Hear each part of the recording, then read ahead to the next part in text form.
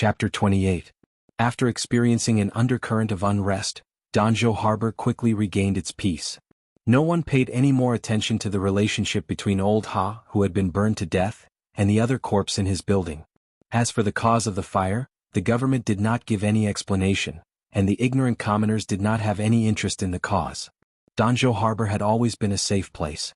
Under the strict control of the civil protection system, the criminals and adventurers who roamed the northern part of the kingdom of Qing had no way of gaining any profit here. In addition, because the emperor had shifted the focus of trade to the south, he had exempted the 7 counties near Danzhou from taxes. Although it could not immediately make the people rich, it could at least ensure that every family had some surplus food. There would no longer be a refugee riot like 30 years ago because of the famine. Although Danzhou Harbor was next to the sea, it was not affected by the volatile nature of the sea. The people in the city were very gentle, so when faced with the most distinguished family in the city, the Count's manor, they always showed the appropriate amount of respect and caution. Even though everyone knew that Fan Xian was an illegitimate child, they still called him young Master Fan, trying to suppress the slight disdain they might have felt for him. This was where Fan Xian's pain lay. In this life, other than showing off his talent as a spoiled brat in front of the ill-fated housekeeper Zhou, he had never had the opportunity to play this role again. Walking on the streets of Danzhou Harbor, some people were friendly to him, some were respectful, but no one provoked him. The zhenqi in his body slowly accumulated, strengthening his meridians. Most of the zhenqi that had been lost to the snow-capped mountain behind his back was quiet, and he did not know what use it was there. In this life, Fan Xian had always played the role of a steady and knowledgeable youth. But after living like this for so long, he always felt a little stifled. Moreover, after knowing that he was strong enough to kill an assassin, he looked forward to doing something heroic, standing up for justice and saving a beautiful woman. But Danzhou Harbor was peaceful, too peaceful. The study was lit with calming incense, and the faint fragrance was soothing. Fan Xian held a delicate brush in his hand, and on the rice paper that was cut to the size of 4 palms, he wrote earnestly. Nowadays, the literary world was divided into the modern school and the ancient school. When it came to using brushes, there were also those who used a goose feather and those who used a brush. From a more convenient point of view, using a goose feather might be better, so the various yamen in Jingdo usually used this kind of brush, including when Fei Jia was teaching in Danzhou. However, the craft of sharpening the nib of a quill required a truly skilled master. The nib would easily deform if used for a long time, so it would not be easy to promote it. Fan Xian preferred a writing brush. First, he felt that since this world happened to use square characters, the words written with a writing brush would, of course, be more beautiful. He decided to practice his calligraphy so that he wouldn't embarrass himself in the future. On the other hand, he believed that a story like the one he was writing now must be copied slowly with a brush and beautiful small regular script to show respect. His personal servant girl, Cici, used 2 slender fingers to hold a piece of ink and slowly and evenly ground it clockwise in the inkstone. Her eyes fell on the paper in front of the young master, and on it was written, "Saw Jining alone in the room washing tea bowls." Qin Zhong ran over and kissed her. Jining anxiously stamped his feet and said, "What is this? If you do this again, I will scream." Qin Zhong begged, "Good man, I am dying of anxiety. If you don't comply today, I will die here." "Jining, what do you want?" "I will only comply when I get out of this prison and away from these people." Qin Zhong, "That is easy, but distant water cannot quench present thirst." Cici glanced at the unbearable content written on the paper and couldn't help but blush. How can this Jining be so shameless? Fan Xian heard the servant girl's angry voice and raised his head curiously.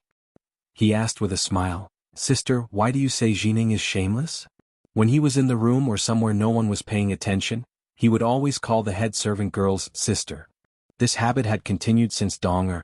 The servant girls couldn't dissuade him, and the old mistress didn't care, so they could only let him be. After all these years, he had long gotten used to it and didn't think it was strange. Cici's blush spread out like the morning clouds. It was very beautiful. She explained in a low voice, that nun, her words and actions are too impetuous and frivolous. But young master, what is a nun? And what kind of place is the man to nunnery? Fan Xian chuckled, thinking that when he wrote about Qin Zhong and Jining's illicit relationship later, she would probably feel that he was really impetuous. But when he heard Cici ask what a nun was, he remembered that there was no Buddhism in this world. Naturally, there were no monks and there were no female monks. He scratched his head with his empty hand, not knowing how to explain. After a long time, he forced out a sentence. Nuns are like ascetic monks and the Manton nunnery is like a temple. Hearing his explanation, Cece was shocked. Young master, you don't dare to write nonsense. The temple is located in the misty sky. It has always been compassionate to the people of the world, and it doesn't meddle in worldly affairs. How could it be such a dirty place? Fan Xian didn't explain to her. He smiled and said, I know. I'll just be careful when I write. After writing a few more sentences, he thought of something and had Cece leave. He didn't want the servant girls to see the content that was not suitable for children and report it to the old mistress. When he was young, he often told stories to scare Dong-er. Dong-er always thought that it was the teacher who taught him. Later, she really did complain to the old mistress, causing Fan Xian to read silently for a few days. Cece gave him a few careful reminders, put down the ink in her hand and pushed open the door. Before she left, her graceful posture made Fan Xian's heart slightly warm. Fan Xian held the brush in his hand and pondered, thinking that copying Dream of the Red Chamber was indeed much more complicated than plagiarizing the poems of the predecessors. He had started writing a year ago and until now he had only written 15 chapters from memory. Fortunately, his mind was now strangely clear, and the memory of his previous life was not the slightest bit off. In fact, it was even clearer. It was thanks to this that he could remember Chao Shuichin's beautiful, but actually difficult to remember poems in his sleep. But the background of the characters in the book was always somewhat different from this world. He didn't know if others would understand when they read it in the future, so there were some important parts that needed to be slowly changed. But Fan Xian still had great confidence in his Dream of the Red Chamber. A cow led to Beijing would still be a cow Dream of the Red Chamber? In this world it would still be Dream of the Red Chamber and it would still be a cow. Chapter 29. He really envied the times when he was studying in his previous life. He had fantasized about reading at night, so he had dragged Cece along to accompany him to write for half a day. Smelling the incense in the room, the fragrance of a woman's body, and the soft brush tip touching the paper, he enjoyed the wonderful feeling of tranquility. But he was afraid that if word got out that he was writing a book, it would bring him a lot of unnecessary trouble. So he decided to quietly write on his own in the future. Fan Xian always felt that he had to prepare for his future life in the capital, both materially and spiritually. And for a long story like Dream of the Red Chamber, it was impossible to be like plagiarizing a poem and blurt it out at a banquet. So it had to be prepared in advance. For some reason he always felt that his future life would be inextricably linked to the heart of the kingdom of Qin, the faraway capital. Perhaps it would be his father who was a high-ranking official in the court, or perhaps it would be the silly little girl in his mind, or perhaps it would be his mother who he had never met, but was always curious about. He thought for a while, then put pen to paper and finished writing about the unspeakable things about Bao Yu and Qin Zhong. When the ink dried he put it in an envelope ready to mail it to Fan Ruoruo in the capital. Fan Xian did not keep any manuscripts in his mansion in Danzhou. Every time he wrote one he would send it to the capital. Because it was really difficult for him to suppress his desire to share the beautiful experiences of his previous life with the people of this world. It was like someone who possessed the most beautiful jade in the world, one that no one had ever seen before, and hid it under his bed for many years. His heart must be itching to die and he would always want to let the whole world, know at least one person, know of the breathtaking beauty of the jade. A collector who kept a famous painting for a lifetime and never showed it to anyone. If he was not a pervert, then he was a thief who stole the painting. And Fan Xian knew that he was definitely not a pervert. Although he was indeed a thief, the wonderful thing was that no one in the world knew about it. So Fan Xian completely ignored Fan Ruoruo's age and sent her the manuscripts every month. He told her that the story was called Story of the Stone, and that it was written by a man named Chao Shuichin whom he had met by chance. Every month he would get a few manuscripts from him to share with his sister and so on. Although in the first 15 chapters of Dream of the Red Chamber, Qin Keqing met Bao Yu in her dreams and Bao Yu had his first love affair, Fan Xian was certain that the little girl, under the influence of his letters for so many years, would not see it as a scourge or a ferocious beast, nor would she see her brother as a perverted person. Sure enough, when Fan Ruoruo received Grandmaster Chao's writing, she read it ignorantly and chewed it as if it was a peony. She slowly tasted some flavor, especially after she saw Dai Yu enter the mansion. She began to feel good. Every month she would write letters to her brother urging him to ask more from Grandmaster Chao. When Fan Xian received the letter, he couldn't help but feel depressed. Now that the manuscript was gone, he couldn't update it too quickly. In the future, when he copied 70 or 80 chapters, he would still end up as a eunuch. After finishing his task of plagiarizing for the day, Fan Xian began to read as usual. There were many miscellaneous books in his study, all of which had been sent by the count in the capital. Every time he thought of this, his impression of his father, whom he had never met, would change. At least his father knew what was most important in the process of a person's growth. In a country without AV or scams, the only way Fan Xian could distract himself from his boring life, other than playing hide-and-seek with the powerful Jinqi in his body every day and making the maids blush in embarrassment, was to read the miscellaneous books in the study. The contents of the books covered a wide range of topics, from farming to the laws of the kingdom of Qing. There was nothing that was not covered. There were also some scriptures from this world which filled the entire bookshelf like bricks. Fan Xian had made this bookshelf according to the style he had in mind. It was a very simple design. Each layer was filled with rue grass from Yaozhou. This grass was the best at preventing moths from corroding books. However, few people in this world knew about it, so it was only used as a common perfume in the manor. After reading these books for many years, Fan Xian discovered many traces of what he had learned in his previous life. The only difference was in the way they were expressed. This understanding made him put an end to the idea of plagiarizing Han Fizi, Xuanzi, Laozi, Sun Tzu, and Sun Tzu to become a great scholar. No matter what aspect of learning, whether it was poison discerning, cultivation, or reading, Fan Xian was very serious. With a steadiness and hard work that did not match his age, he continued to accumulate knowledge. This was because he understood that he was not much more than other people. He had not come to a perfect world with an average IQ of 50. The only advantages he had were the little bit of knowledge that had settled down in society on Earth, and the fact that he had awakened much earlier than most children. There was a light sound from the oil lamp, and a small ball of flame jumped out. It suddenly became a little brighter. Fan Xian bent over the table and read, gradually falling asleep. The next morning, after waking up and washing up, Fan Xian first went to the old lady's bedroom to pay his respects before going to the hall for breakfast.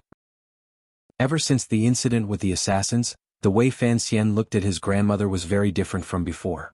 Apart from the morning and afternoon greetings that he had insisted on for many years, he would often chat with his kind-looking grandmother, telling her a few jokes to make her happy.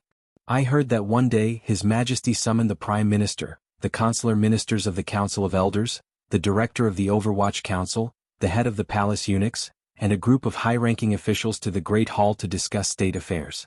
In the end, a meteor fell from the sky and smashed through the roof of the hall, crushing all the ministers who were kneeling below. His Majesty hurriedly summoned the imperial physician, who was waiting outside the sick room.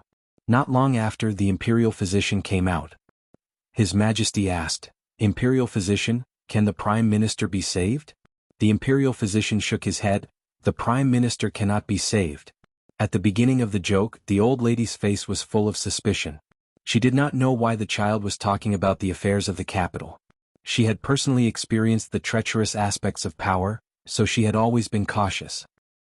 His Majesty asked, "What about the consular ministers?" The imperial physician shook his head dejectedly. "Alas, they cannot be saved." His Majesty asked, "Eunuch Hong?" The imperial physician still shook his head. His Majesty was furious and shouted, "Then who can be saved?" The imperial physician's spirits rose and he said, "Your Majesty, the kingdom of Qing can be saved." Hearing the last sentence, the old woman suddenly woke up. She laughed so hard that she almost cried. Pointing at Fan Xian's innocent face, she laughed and scolded him. "You little mischievous brat. If this was in the capital, you'd be arrested by the Overwatch Council for this joke." Chapter 30. Although the kingdom of Qing was unparalleled in power, it could not completely eliminate the evils of the court. In the hearts of the common people, the most treacherous officials were the Prime Minister, the Consular Minister, and the head of the eunuchs, Eunuch Hong. Of course, the director of the Overwatch Council was also notorious, but Fan Xian could not bring him into the mix because of his relationship with Fei Jia. This joke was actually derived from a joke about the political situation in Taiwan in his previous life. Fan Xian had written it to his sister in a letter, and it had amused her greatly. Today he told his grandmother about it, and the seemingly muddle-headed, but actually very shrewd old woman laughed uncontrollably. Having amused the most powerful woman in Danzhou Harbor, Fan Xian reported to his grandmother that he would be going out for a while. His grandmother rarely interfered with his affairs, and had already returned to being as calm as an ancient well. She only lightly grunted in acknowledgement. After leaving the manor, Fan Xian thought of his grandmother, who had grown closer to him, and felt gratified. After all, his grandmother had taken care of him in every possible way. Thinking of this, he could not help but recall a rumor. He had heard that the Fan family had always been a prominent family in the capital, but his father, Count Sinan, was a distant concubine with few children, so they were often bullied. Not long after his grandmother gave birth to Count Sinan, she entered King Cheng's manor and became a wet nurse, something that most noble families would never do. Coincidentally, the previous emperor didn't have any children, so after he died young due to having too much sex, one of the two imperial princes who were most likely to inherit the throne was assassinated by a Northern Wei assassin, and the other was assassinated by someone sent by the previous prince who had already been assassinated. Damn, in short, after such a complicated and absurd process, that unremarkable throne that could easily cause one to bleed while sitting on it, was pushed under the butt of King Cheng, who had always been cautious and self-restrained. King Cheng was the peaceful emperor for a few years. When the time came, he ascended to heaven, and the throne was passed on to the current emperor. Under the emperor's leadership, the entire kingdom of Qin conquered the barbarians to the west and Northern Wei to the north. Finally, the world was in chaos and the once powerful Northern Wei fell apart. It became Northern Qi, a few small vassal states, and the city of Dongyi, which had always been uninvolved. Regarding the emperor, there was nothing more than the weight of his martial arts and literary achievements in the annals of history. The current emperor of the Kingdom of Qin could be considered the best since the founding of the Kingdom of Qin in terms of martial arts. Thus, a group of ministers had long ago submitted petitions asking the emperor to go to Dayue Mountain to pray for blessings on his behalf. But for some reason the emperor had refused, and had even beaten a few sycophantic ministers who believed that the emperor was merely fishing for praise and retreating in order to advance. The old woman in Count Sinan's manor was the wet nurse of this decisive and powerful emperor, who had always been hidden in the depths of the palace. A few years ago, Fan Xian had always had some doubts about his father. Count Sinan's secret power was at odds with his current position in the capital, and yet he was able to make Fei Jia of the Overwatch Council his teacher. But now that he knew that his grandmother was the emperor's wet nurse, his doubts were immediately dispelled. His father, Count Sinan, was somewhat similar to the Jiangning weaver Chao Yin from before the reign of Kangxi in his previous life. Chao Yin's mother, Lady Sun, was Kangxi's nanny, so from then on Chao Yin was favored by Kangxi for the rest of his life. Although he was only a small official, he held the power to report secret memorials. When Kangxi toured the south, the Chao family received him at home several times. Who in the entire Jiangnan officialdom did not fear him? Even in Kangxi's later years, when Chao Yin was investigated for having run a deficit in the national treasury, Kangxi delayed and exempted him for the sake of their old friendship. It was not until after Chao Yin's death that their relationship became distant, and the Chao family fell into misfortune. Thus, Chao Shuiqin went to Beijing at the age of 18, and there was Dream of the Red Chamber. Only then could Fan Xian plagiarize Dream of the Red Chamber. Mr. Chao, it seems that although we live in two different places, we are indeed of one heart. This book of mine is quite fitting. Fan Xian thought of his family's situation similar to the Chao family's, and couldn't help but smile. He lightly flicked the envelope with the 10th chapter of Story of the Stone in his hand, and walked out of the manor. On the cliff by the sea, Fan Xian closed his eyes and meditated. His entire body entered a very mysterious feeling. Because he had been a passive materialist in his previous life, he was able to be entangled with this tyrannical Jinchi in this life. He had a dreamlike feeling. It was somewhat similar to falling in love.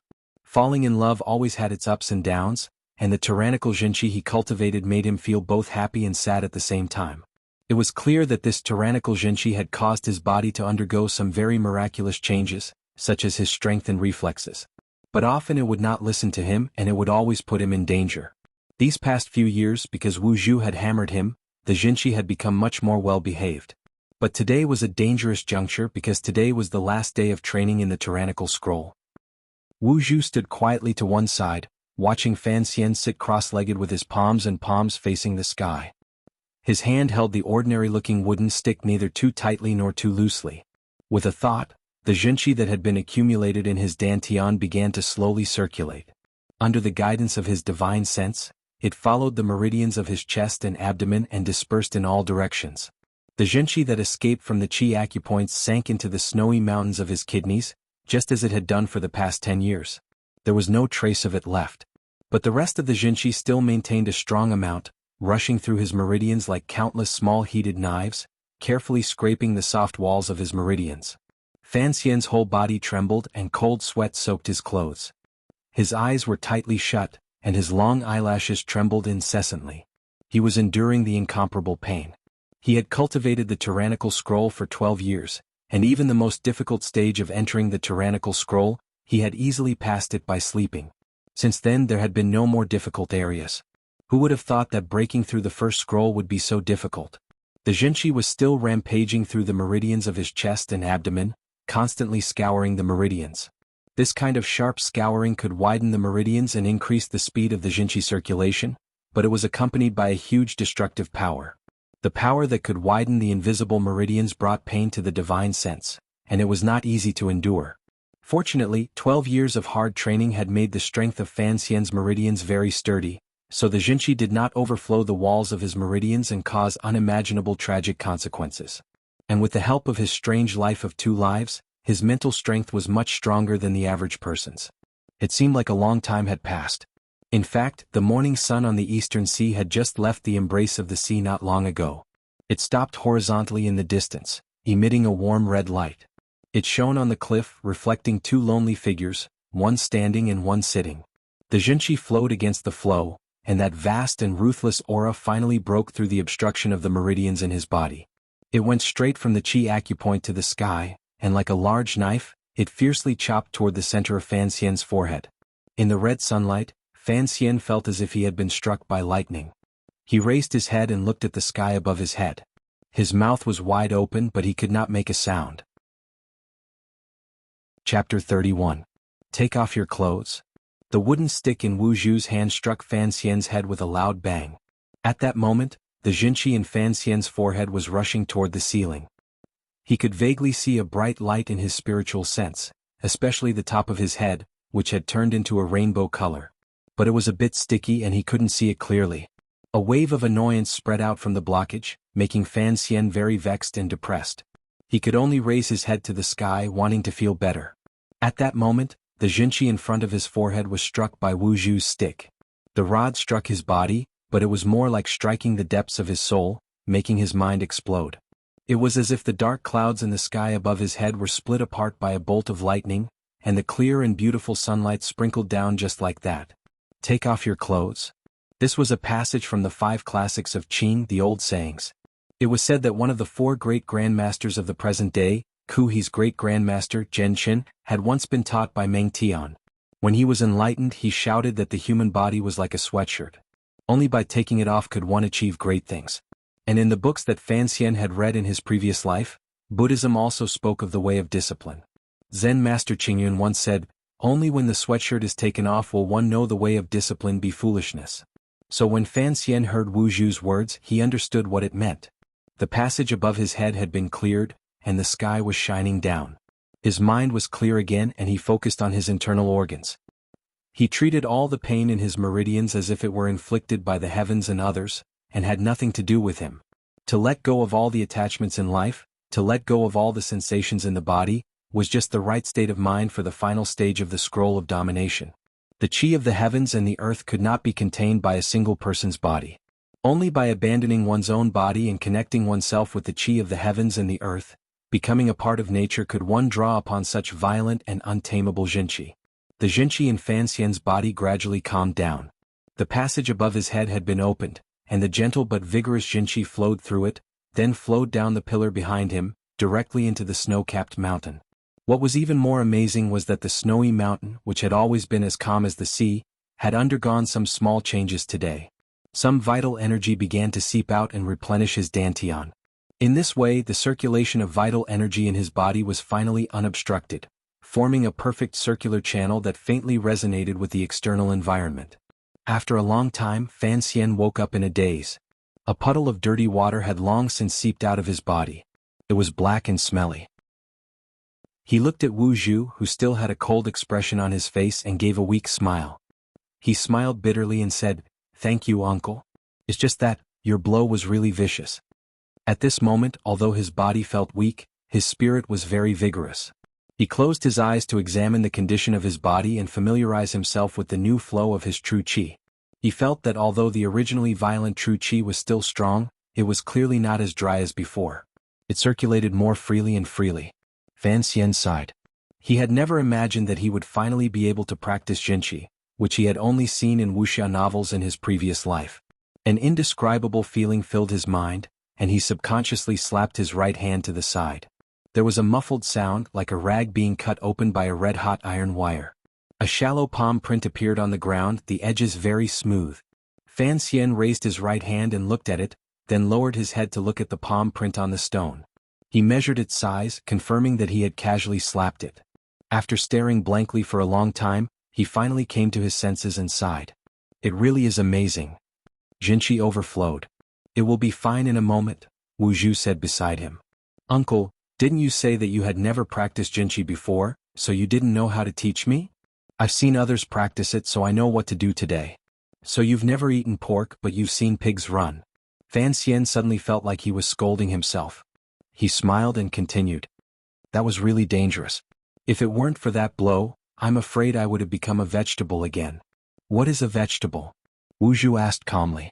Fan Xian looked up at the sky, his mind wandering, ignoring him. He immediately realized that the blind Wu Zhu was also an empiricist. Then, what if that blow didn't knock him out and instead knocked him unconscious? The violent Jinqi in his body would run amok, turning his internal organs into a mess. Shuddering, he shook off this incomparably terrifying association. Looking at the vast sea in front of him, his heart felt at ease. Now that he had achieved the first stage of his cultivation method, he was secretly excited and finally got rid of the gloomy mood from the assassination incident a few days ago. These past few days, Fan Xian had not understood why the assassin would actually use poison. When Fei Jie came to teach him how to recognize and detoxify poisons, did he really know that this day would come? That was a little too far-sighted and far-sighted. Also, that second aunt was too daring. Even if she had the support of some noble family in the capital, using the method of poisoning was equivalent to saying that she did not care about grandmother's life. That old woman was the emperor's wet nurse. Did his father in the capital not notice this at all? As he pondered these questions, he heard a song coming from the cliff in the distance. This cliff was close to the sea, far away from Danzhou. Behind the cliff was a barren land, and in front of the cliff was a forest of rocks. Fishing boats could not get close, so it was very quiet. It was for this reason that Wu Zhu chose to teach Fan Xian a killing technique. So hearing the song today, Fan Xian could not help but feel puzzled. Although he was nervous, he did not lose his composure. Carefully lying on the cliff, separated by a rock, he looked in the direction of the song. As far as his eyes could see, in the raging waves, a small boat was traveling among the black rocks. The black rocks were faintly discernible in the white foam, and the boat swayed leisurely among them. It looked as if it could crash into the rocks at any moment and break into pieces. But just like that, the small boat was able to move forward with ease. There was a man sitting on the boat wearing a bamboo hat. The song came from his mouth. The waves only bloom for a moment, but they are no different from rocks that have lived for thousands of years. The same goes for the flowing clouds. The song was gentle, but it could be clearly heard above the roar of the waves. Hearing this song, Fan Xian thought of the famous line from his previous life, Satonori Matsunaga, praising the morning glory. The morning light only bloom for a quarter of an hour, but they are no different from a pine tree that has lived for thousands of years. He felt that the person on the boat was very elegant, but also unfathomable. As he was thinking, he heard Wu Zhu's cold voice. Hide. Fan Xian unconsciously hid his body behind the rock. He felt a black shadow flash past him, and then he watched in horror as Wu Zhu jumped off the cliff, which was hundreds of feet high. Chapter 32. Before he had cultivated the tyrannical Jinqi, he would never have believed that a human body could be harder than stone. But after his palm left a palm print on the stone, he gave up on that idea. Still, he did not believe that someone could jump off a cliff hundreds of feet high and come out unscathed, especially without slowing down in the process. Wu Zhu helped him overturn that idea, and at the same time gave him a great shock. It turned out that the true strength of this world's superpowers was so terrifying. The black cloth covering Wu Zhu's eyes turned into a strange and beautiful black thread as he fell at high speed. His body was like a lightning-fast arrow, stomping toward the small boat. He did not use any lightness skills. He simply allowed the gravity of the earth to pull him down. Over a distance of hundreds of feet, he continued to accelerate. By the time he reached the bow of the boat, he had reached a speed that would leave anyone dumbfounded. His body cut through the air, moving even faster than the wind. It made a terrifying buzzing sound. The power he carried with him reached the boat before his body, and he suddenly tore off the singer's bamboo hat. The hat flew off and fell far into the sea, revealing the singer's face. The singer's features were simple and unsophisticated, and his eyes were as calm as the autumn waters. Seeing the pair of feet coming down from above, his pupils shrank and a bright light flashed. A pair of white, jade-like hands gently danced outside the sleeves. Like withered twigs sprouting, the knuckles spread open. Countless waves of qi shot out from the singer's fingertips. Before Wu Zhu could crash into the boat, the qi shot into the unending waves of the sea, pushing the boat back 2 steps in the white waves. It was in these 2 steps that Wu Zhu smashed into the bow of the boat like a rock from the heavens, but not into the singer's body. Before the sound of the wind had even arrived, Wu Zhu's feet had already landed on the front of the boat. This kind of power from the heavens was not something a small boat could withstand. There was a loud crash. The entire boat was pushed into the sea by this great force. Its stern rose up high and it quickly plunged into the sea. The singer was thrown into the air by the recoil. He spread his hands in the air, looking a little embarrassed. Water splashed everywhere as the bow of the ship was shattered by the powerful impact and sank to the bottom of the sea. A black shadow broke through the surface of the water. Amidst the splashing water, it followed the fluttering singer in the air. In an instant, its finger was like a sword, ruthlessly stabbing towards the singer's throat. The singer crossed his hands. His sanzhou was like the beams of a house, stable and beautiful. He barely managed to block Wu Zhu's killing blow. A series of light explosions rang out in the air. This was the result of the collision between the 2 forces. It was unknown how many moves these 2 peerless experts had made in such a short period of time. A moment later, the 2 figures quickly separated and landed on both sides of the extremely narrow beach at the bottom of the cliff. On the surface of the sea, the debris of the boat slowly floated to the surface, looking like the residue in a Chinese medicine jar.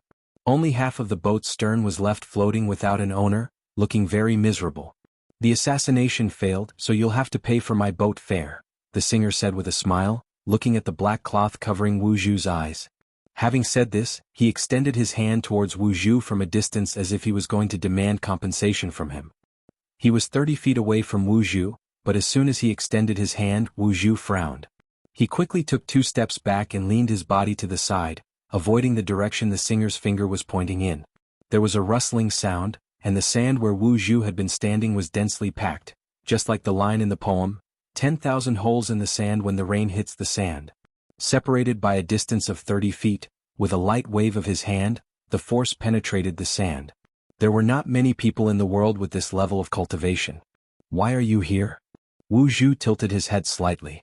Although his face showed no expression, it was clear that he was much more cautious than usual. "I fought with you 16 years ago. Since then I haven't found a worthy opponent," the singer replied with a smile. "Last year I went back to the capital. Yi Chong said that he couldn't find you after all these years. I thought you really went to another world with Miss Yi. I couldn't help but drink 2 cans of wine, one of which I poured on the ground and shed 2 drops of tears. This year I'm traveling again. Just now I felt a strong aura on the surface of the sea, so I came to take a look. I didn't expect it to be you." The singer sighed angrily. "I haven't seen you for more than 10 years. Why do you want to kill me? You know that I can't kill you and you can't kill me." Wu Zhu tilted his head in thought as if acknowledging this fact. The singer knew that this blind man had a strange temperament. If he could kill him, he might actually do so. He couldn't help but smile. "After Miss Yi left, I thought you would return to the temple. Why did you come to Danzhou Harbor?" "You know why I want to kill you." Wu Zhu didn't answer. Instead, he said coldly, "In this world only a few people know me, and among them, you are the one with the biggest mouth." The singer looked embarrassed. He didn't know how to answer. Wu Zhu continued, "So if I can kill you and shut you up, I'd be happy to do it." The singer shook his head with a bitter smile. "You still have that terrible temper. It's rare to see someone like you who still loves to kill, even at our level of cultivation." Wu Zhu shook his head. "I only care about the results, not the means." He suddenly frowned. "Since you've found someone you're interested in, let's go." The singer paused for a moment, then laughed heartily. He cupped his fists and said with a smile, "Actually, I'm not a talkative person." After saying this, he waved his short sleeves, clasped his hands behind his back, and confidently floated onto the half of the short boat on the surface of the sea. He didn't know how the boat was made, but it was still able to float with only half of it left. He stood on the wreckage of the boat and used his hands to make a rowing motion. In such a comical manner, he used his internal strength to propel the wreckage of the boat toward Danzhou. Wu Zhu looked in the direction he left, his black cloth fading. Who is he? Fan Xian, who had climbed down from the peak, didn't hear the conversation between the two strong men. He was still shocked by the battle he had just witnessed. Yi Luyun. As expected. Fan Xian sighed and followed Wu Zhu in the direction of Danzhou. Chapter 33. Yi Luyun came and then left. He really was like the clouds that flowed everywhere in the sky, not leaving a single trace. The citizens of Danzhou had no idea that one of the four grandmasters, whom they often spoke of in reverence, had come to Danzhou to drink, fight, and sing. Wu Zhu was a little worried. There were not many people in the world who knew of his relationship with the lady, but Yi Luyun was one of them. He was a famous blabbermouth, completely at odds with his status as a grandmaster. Yi Luyun's visit to Danzhou was too strange. Wu Zhu did not believe that he had left after meeting with him. Fan Xian, however, believed that Yi Luyun was indeed a simple traveler. He patted Wu Zhu on the shoulder and comforted him. Who says masters can't travel? It was just a very pure intuition. His intuition had always been accurate, and he had always felt that there was something wrong with his father in the capital. The Overwatch Council, the assassin, and the second wife who was braver than a tigress. So he believed that his father, Count Sinan, was not as simple as he appeared. At the very least he was much more formidable than Chaoyin, a lackey. But his train of thought had gone completely astray. He wondered if his father was the illegitimate son of the previous emperor, King Cheng. Because his grandmother had been a wet nurse in King Cheng's manor, the old emperor had taken her home to raise her. Now, because Count Sinan was heartbroken over his birth, and hated the fact that his half-brother sat on the throne while he himself could only be a small count, he played the pig to eat the tiger. Secretly, he colluded with the Overwatch Council and all the reactionary forces he could use to organize a group of secret forces, vainly hoping to take over all of His Majesty's property. And Fan Xian? Because his mother was unquestionably an important person, he had become the product of some kind of family marriage. Fan Xian's existence was very important to his father's great cause of rebellion. When he told Wu Zhu about the conjectures he had come up with when he was bored, Wu Zhu, who had always been unflinching even in the face of an avalanche, could not help but fiercely chop the kitchen knife in his hand into the chopping board, expressing a certain degree of respect for a certain young man's crazy imagination. It was precisely because of this that Wu Zhu decided to temporarily not take him away from Danzhou. Since the crazy youth was not worried about the future and kept his shy, curious smile on his face, ready at any moment to throw himself into the illusory Count Sinan's rebellion, and seemingly indifferent to the dangers that such a fallacy could bring, what did blind Wu Zhu have to fear? Wu Zhu had never worried about his own safety. He only worried about Fan Xian. And if Fan Xian appeared to be extremely perverted and unworried, Wu Zhu would let him be. Just like when Fan Xian started drinking at the age of 5, Wu Zhu was only responsible for protecting Fan Xian's safety, and would not take the initiative to give too much advice. Deep down, this pair of master and servant, this pair of master and disciple, were both very lazy and audacious people. It was not that they did not know how to plot, but they felt that sometimes force in their hands was more powerful than plots. Therefore they subconsciously regarded other people's plots as trivial matters. So what if they came? What else could they do? The so-called bright moon great river, the so-called cool breeze mountain ridge. Actually, Fan Xian was not the bright moon, but the bashful crescent eyebrows. He was still afraid of death, because he did not have Wu Zhu's peerless skills. But he knew that if he had Fei Jie of the Overwatch Council behind him, and this blind servant at his side, then even if he wanted to die, it would not be so easy. After personally witnessing Wu Zhu's battle with Yi Luyun, one of the four great grandmasters, he was deeply shaken. When it came to matters of martial arts, he finally understood the beauty of the way of tea and calligraphy, the beauty of art. So for the time being, he stopped copying Dream of the Red Chamber and devoted himself to cultivation. Wu Zhu himself did not have any brilliant sword or fist techniques, but he had done a lot of research on how to kill a person. He was particular about speed, accuracy, straightforwardness, and ruthlessness. He once said to Fan Xian, "Do not believe in the theory that you can attack or retreat in a perfect arc. If you want to attack your opponent, then you must walk in a straight line, with the fastest speed, the shortest distance, and inflict irreversible damage on your opponent." Fan Xian immediately thought of that day when Wu Zhu had jumped straight off the cliff. He thought that Wu Zhu had indeed walked the shortest distance. He smiled bitterly and shook his head. He did not know how long he would have to wait to reach that level. One day after the shredded radish lesson, Fan Xian waved his slightly numb right arm. He looked at Wu Zhu, who had his back to him, and asked curiously, "According to what I said before, what level am I at now?" "Level 7 Jinqi, Level 3 Control Ability. Fan Xian quickly calculated in his mind. On average, you are level 5, a little higher than level 4. I can get my graduation certificate. The young man was slightly proud, and his beautiful eyes were slightly arrogant. Wu Zhu shook his head. If you are lucky enough, you can kill a level 7 character. If you are unlucky enough, then a level 3 thief could end your life. Fan Xian smiled and sighed. This young uncle was really direct. But it seemed that his luck had always been good, otherwise he would not have come to this world after his death. After Yi Liuyun's visit, Fan Xian's life in Danzhou became truly peaceful. No more assassins came looking for trouble. It was said that the second wife had been seriously ill, so she became much more well-behaved. In the capital, Fan Ruoruo still sent a letter every month. Fan Xian stayed in this small seaside town, eating tofu and copying small books. Occasionally he would wear colorful clothes to show filial respect to the old lady, go to the grocery store to drink, and cut up shredded radishes to go with the wine. His days were very leisurely. One day a mirage appeared on the seashore. The residents of Danzhou harbor all ran out to see what was going on. Although they lived by the seashore for a long time, seeing the illusory fairyland-like islands on the horizon still excited them greatly. Wu Zhu became strange. He closed the door of the grocery store and walked to the remote seaside. Alone, he climbed up a cliff and quietly watched the scene, as if remembering something that made him very unhappy. The mirage did not last long. After a while it disappeared, but he still quietly watched the scene. Looking through the black cloth, it was as if he was not blind. Fan Xian climbed up the cliff. His naked upper body was very well proportioned, and he had already shed his skinny figure. He looked at Wu Zhu sitting there quietly. Not daring to disturb him, he also sat down with him, looking at the sky, which was illuminated by the setting sun in the west, the color of fire. After a long time, Wu Zhu suddenly asked coldly, "How old are you this year?"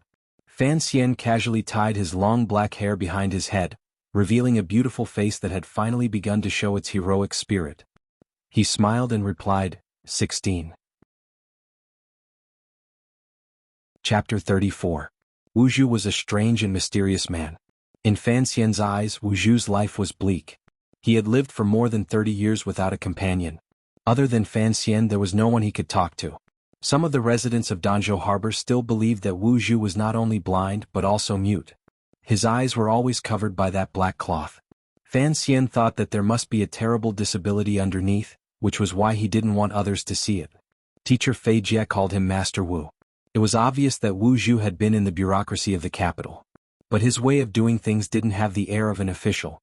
There wasn't even a hint of the mundane. He was like an immortal who didn't eat the food of mortals. Thinking of this, Fan Xian subconsciously looked at him. After Wu Zhu asked that question, he returned to silence. Coldly, he gazed at the dusk on the horizon. The faint red light enveloped his body and reflected on the black cloth covering his eyes, reflecting a color that leaped like fire. Fan Xian suddenly thought of a terrifying possibility. After thinking for a long time, he murmured, "Uncle, you were staring at those mountains in a daze. You didn't come down from the sky, did you?" He could accept things like Nigong now, and he even believed that the heavens had eyes. That was why he had been in this life. But if his companion of more than 10 years suddenly became an immortal above the clouds, he still wouldn't be able to accept it. The combination of transmigration and xianxia would only make him fall to the ground in fright. Wu Zhu shook his head. "I just seem to remember where I used to go with the lady."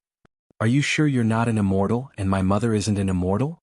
Are there immortals in this world? Isn't there a temple? Who said there were immortals living in a temple? Uncle, did you remember something?" "No, I just forgot something. Something unimportant." Wu Zhu stood up and nodded to the other side of the sea as if saying goodbye. "Let's go back.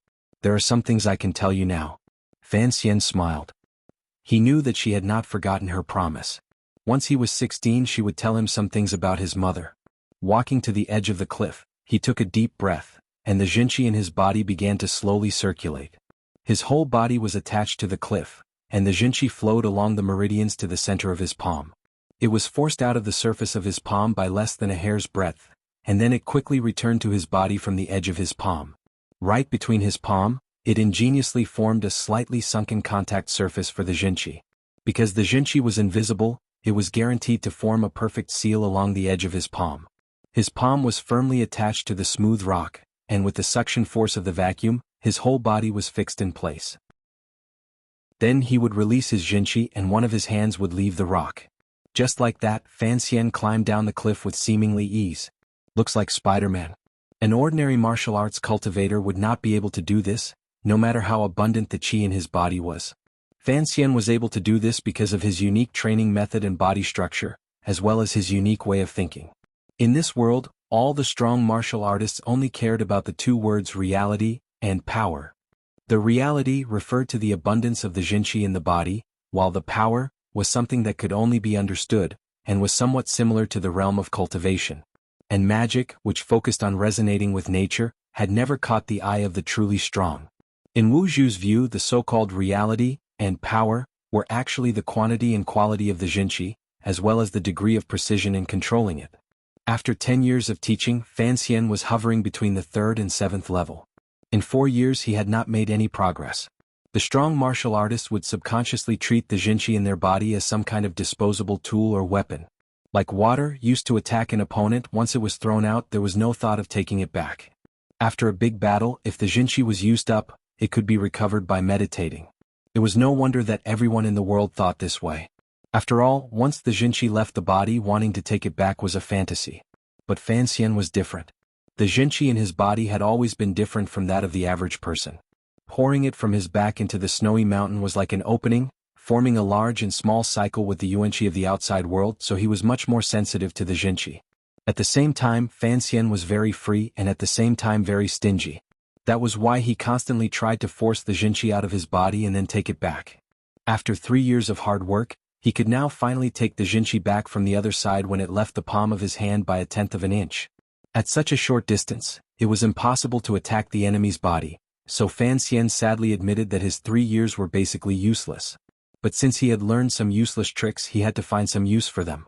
Every 3 days he had to climb the sea cliff and he felt that it was very tiring. His mind moved and he used this trick of jinchi to climb the mountain. Perhaps this was where Fan Xian was truly better than the people of this world. His thinking was not limited by the times, and he did not have any preconceived notions. Everything was new to him and everything was possible. Fan Xian swam down the cliff like a fish. Looking up, Wu Zhu had already become a small black dot standing at the edge of the peak. He was not in a hurry and looked up with a smile. He had always liked watching Wu Zhu descend the mountain. Wu Zhu took a step forward as if there was flat ground in front of him.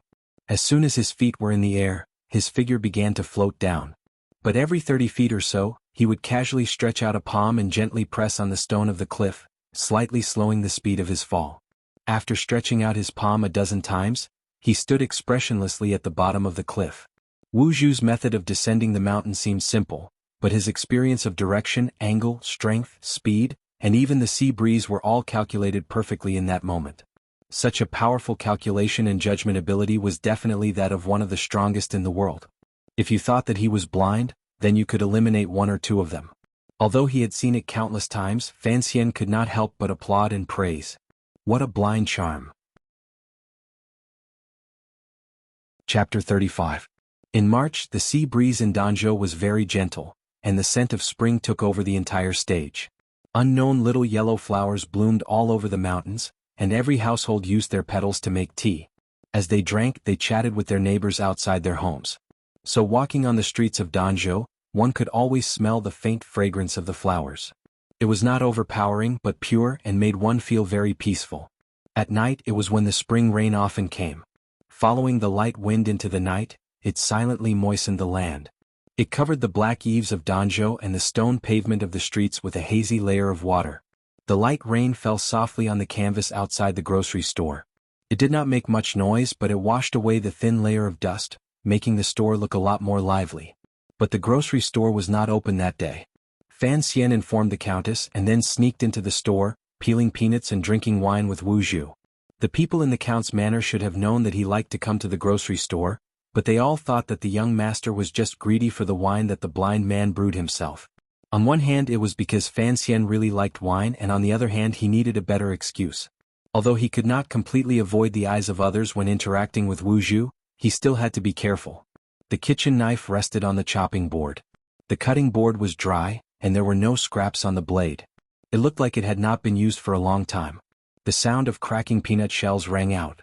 Fan Xian tossed one into his mouth and slowly chewed it until the dried fruit was completely chewed into a fragrant paste. Only then did he pick up a small porcelain cup the size of 3 fingers in front of him, bring it to his lips and drink it down with a slurp. Today he was not drinking yellow wine, but tribute wine from the capital. The alcohol content was a little high, and Fan Xian felt like he was drinking Wuliangya. He was not in a hurry to ask questions because he knew that Wu Zhu was a very simple person, and would not make him wait for long. Wu Zhu did not sit across from him. Instead, he held a bowl of yellow wine and sat in a dark corner of the room. His voice faintly rang out. The young lady's surname is Yi, and her name is Yi Qingmei. I'm her servant. Many years ago Miss and I left home. Yi Qingmei. This was the first time Fan Xian had heard his mother's name. Inexplicably his heart felt warm. He smiled and drank another cup of wine.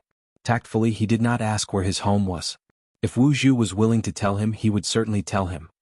We lived in Dongyi for a few years. The young lady was born clever and understood everything. She also had a merciful heart.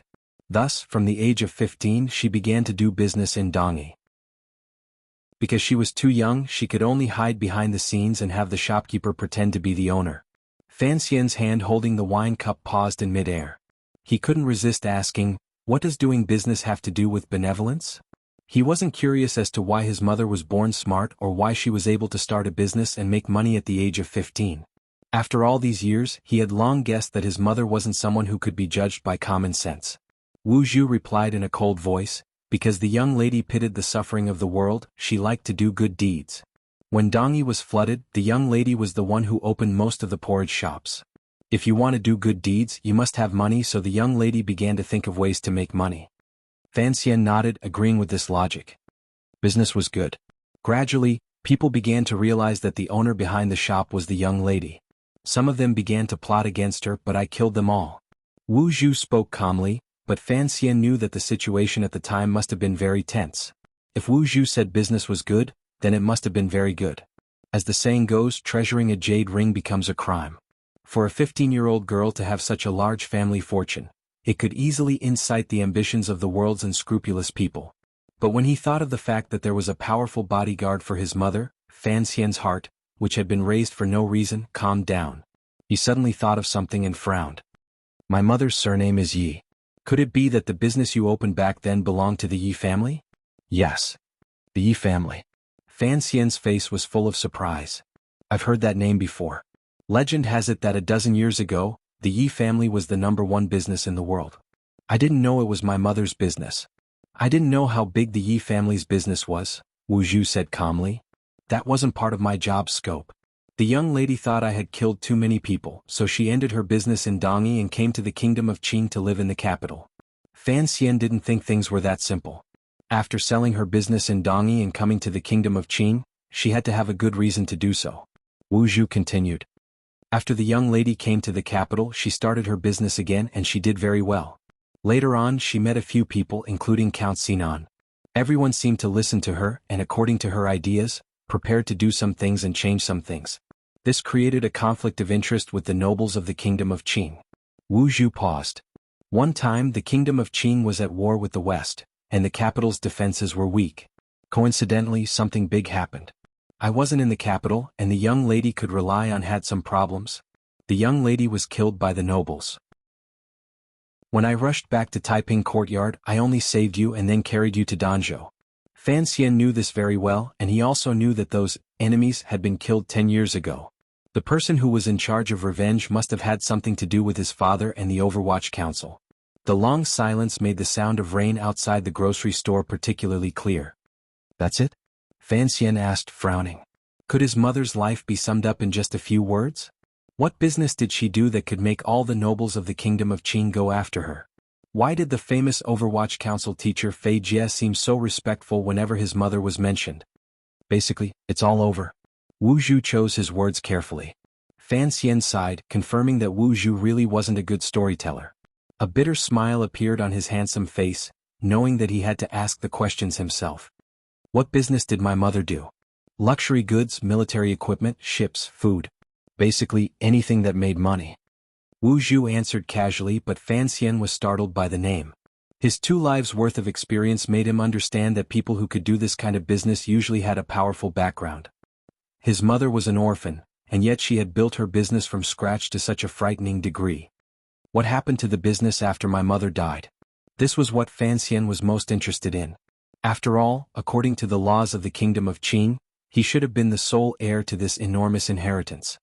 Later, I heard that the Yi family's business was all taken over by the kingdom of Qing's treasury. Fan Xian shook his head with a bitter smile. So it had become the business of the royal family. He immediately abandoned the absurd idea of going to court to collect the family's inheritance. Instead, he smiled and said, "The name Yi Qingmei must have been very eye-catching. I heard that when my mother entered the capital, she beat up the commander of the capital garrison." The oil lamp in the room flickered. Hearing Fan Xian's words, Wu Zhu seemed to remember something from the past. The corners of his mouth twitched in a strange way, revealing the trace of a gentle smile.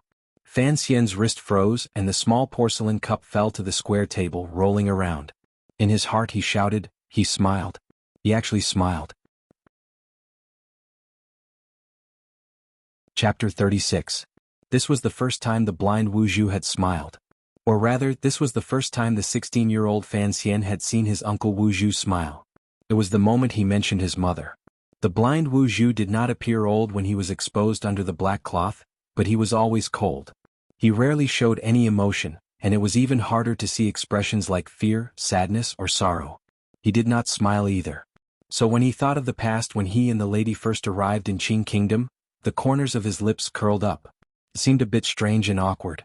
But even so, it seemed that the person who never smiled occasionally showed gentleness. It was like a beautiful snow lotus suddenly blossoming in 1,000-year ice on a cliff. It was incomparably gentle and beautiful. With great difficulty, Fan Xian woke up from his daze. Wu Zhu had already returned to normal. He replied lightly, "Not many people know that the lady was called Yi Qingmei. The people around her just call her the lady. But the name Yi Qingmei even now, I think, is very famous in Jingdou." "Is that so?" Fan Xian opened his eyes wide. He felt that Wu Zhu's words were somewhat contradictory. If not many people knew that his mother was called Yi Qingmei, then why was the name Yi Qingmei so famous? The reason he thought this was because he did not know of the glittering words and the signature on the stone tablet outside the Overwatch Council's door. "Tell me about my father." Fan Xian's eyes flashed. No one knew what he was thinking. "I only agreed to talk about the lady." You are very crafty, Wu Zhu. Before you were born, I had a serious illness and forgot many things." Fan Xian covered his mouth and laughed. "Uncle is even more shameless than me. Never mind, let's talk about something else. What did my mother look like?" Wu Zhu thought for a moment. "Very beautiful," he said. Although his voice did not contain too many complicated emotions, Fan Xian felt that when Wu Zhu said those 3 words, he seemed very sincere. He smiled slightly and rubbed his hands together. So she was a very beautiful girl. Although Wu Zhu's storytelling ability was very poor, Fan Xian could feel from between the simple lines how colorful the story of that woman in Jingdou must have been. He had a strong urge to go to the capital. He had to go to the capital. Wu Zhu gestured for Fan Xian to stand up and follow him. Fan Xian stood up curiously and walked to the back of the room. He watched as Wu Zhu gently pressed a few times on the stone wall. The wall suddenly made a soft sound, and then split in the middle, revealing a secret room inside. Surprised, Fan Xian followed Wu Zhu inside. There was nothing in the secret room. A thin layer of dust covered the floor and a box was placed in the corner. Because there was nothing else in the secret room other than the box, it was very conspicuous. It was a black leather suitcase about the length of an adult's arm. It wasn't very wide, so it looked slender. No one knows. Before Mistress and I went to the capital, we stayed in Danzhou for a while. This chest was left behind by Mistress. I've kept it safe for you until now. In the future you will keep it safe. Fan Xian's heart skipped a beat. He walked forward and brushed away the dust on the black suitcase. Looking at the opening, he saw that there was a brass lid that covered the opening. He was curious about what his mother had left for him. Unexpectedly, after a long time, he found that the lid wouldn't budge. There was no way to open the box. "There's no key," Wu Zhu reminded him, seeing how busy he was. Fan Xian hung his head dejectedly. "Why didn't you say so earlier? Then what's the point of giving me a chest that I can't open?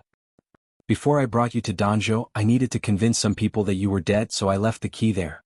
Fan Xian thought that this was a bit too old-fashioned. He raised his eyebrows and took out the slender dagger that never left his side from the scabbard on his calf. He aimed it at the top of the suitcase, trying to see where it would be easier to open. There's no need to try. This chest is much sturdier than you think. Fan Xian could tell that Wu Zhu was against him opening it by force. He smiled and stopped moving. He put away the dagger and patted the suitcase. He shook his head and sighed. Maybe there's a few 100,000 taels of silver in there. What a pity. He then lifted the suitcase to test its weight. It was quite heavy and his curiosity grew. Where's the key? The capital. It was another very broad answer. Wu Zhu turned around and prepared to leave the secret room. Seeing that Wu Zhu wasn't paying attention to him, Fan Xian rolled his eyes. He bent his right elbow and fiercely struck the top of the suitcase with his palm. The strike contained all of his strength. It was overbearing and it broke through the air. A muffled bang reverberated through the secret room. It kicked up a cloud of dust and obscured most of the light from the oil lamp. Wu Zhu's figure turned around coldly and looked at Fan Xian. Fan Xian was staring at his own palm, dumbfounded. There was no trace of the black suitcase other than some dust. It seemed that if he wanted to open this mysterious suitcase, he would have to go to the capital. Fan Xian thought to himself, planning when he would be able to leave Danzhou. His father in the capital wouldn't always let him retire by the seaside. He didn't know that the people Count Sinan had sent to pick him up were already on their way. In the spring of the 4th year of the Qing calendar, Teng Zijing sat in the only tavern in Danzhou harbor, wiping the sweat from his forehead and looking at one of the walls. A piece of paper was mounted on the wall with high-quality materials. The quality of the paper was pretty good, and it was densely packed with small characters. The handwriting was obviously the handwriting of the great calligrapher of the document pavilion, Pan Ling. The handwriting was elegant and spirited, upright and pure. In the capital, a piece of work of this size by Sir Pan Ling would fetch at least 300 taels of silver. Danzhou harbor was remote, so it was not surprising that it had been mounted on the wall like a god. But the content written on it was not suitable to be used to decorate a house. Because it was filled with messy news. Yes, this was the legendary newspaper. There were only 2 copies of this newspaper in all of Danzhou harbor. The one belonging to the magistrate was naturally kept in the government office, while the one the tavern owner had obtained had been secretly purchased from a servant at the count's estate at a high price. Ordinary people would not be able to see this novelty, so they found it particularly magical. Since it was written by Sir Pan Ling, the tavern owner had hung it on the wall after purchasing it, treating it as the treasure of his tavern. What he didn't know was that this newspaper had been stolen and sold by young Master Fan of the estate. Young Master Fan had already sold more than 20 copies to wealthy merchants in the city, making a good profit. And Teng Zijing was about to meet young Master Fan. Chapter 37. The servants who had followed Teng Zijing to Danzhou were in the streets purchasing the local specialty flower tea. The count in the capital missed the tea of his hometown. In previous years, it had been the countess of the estate who had sent people to the capital to buy it. But since the count had sent people this time, they bought it as well.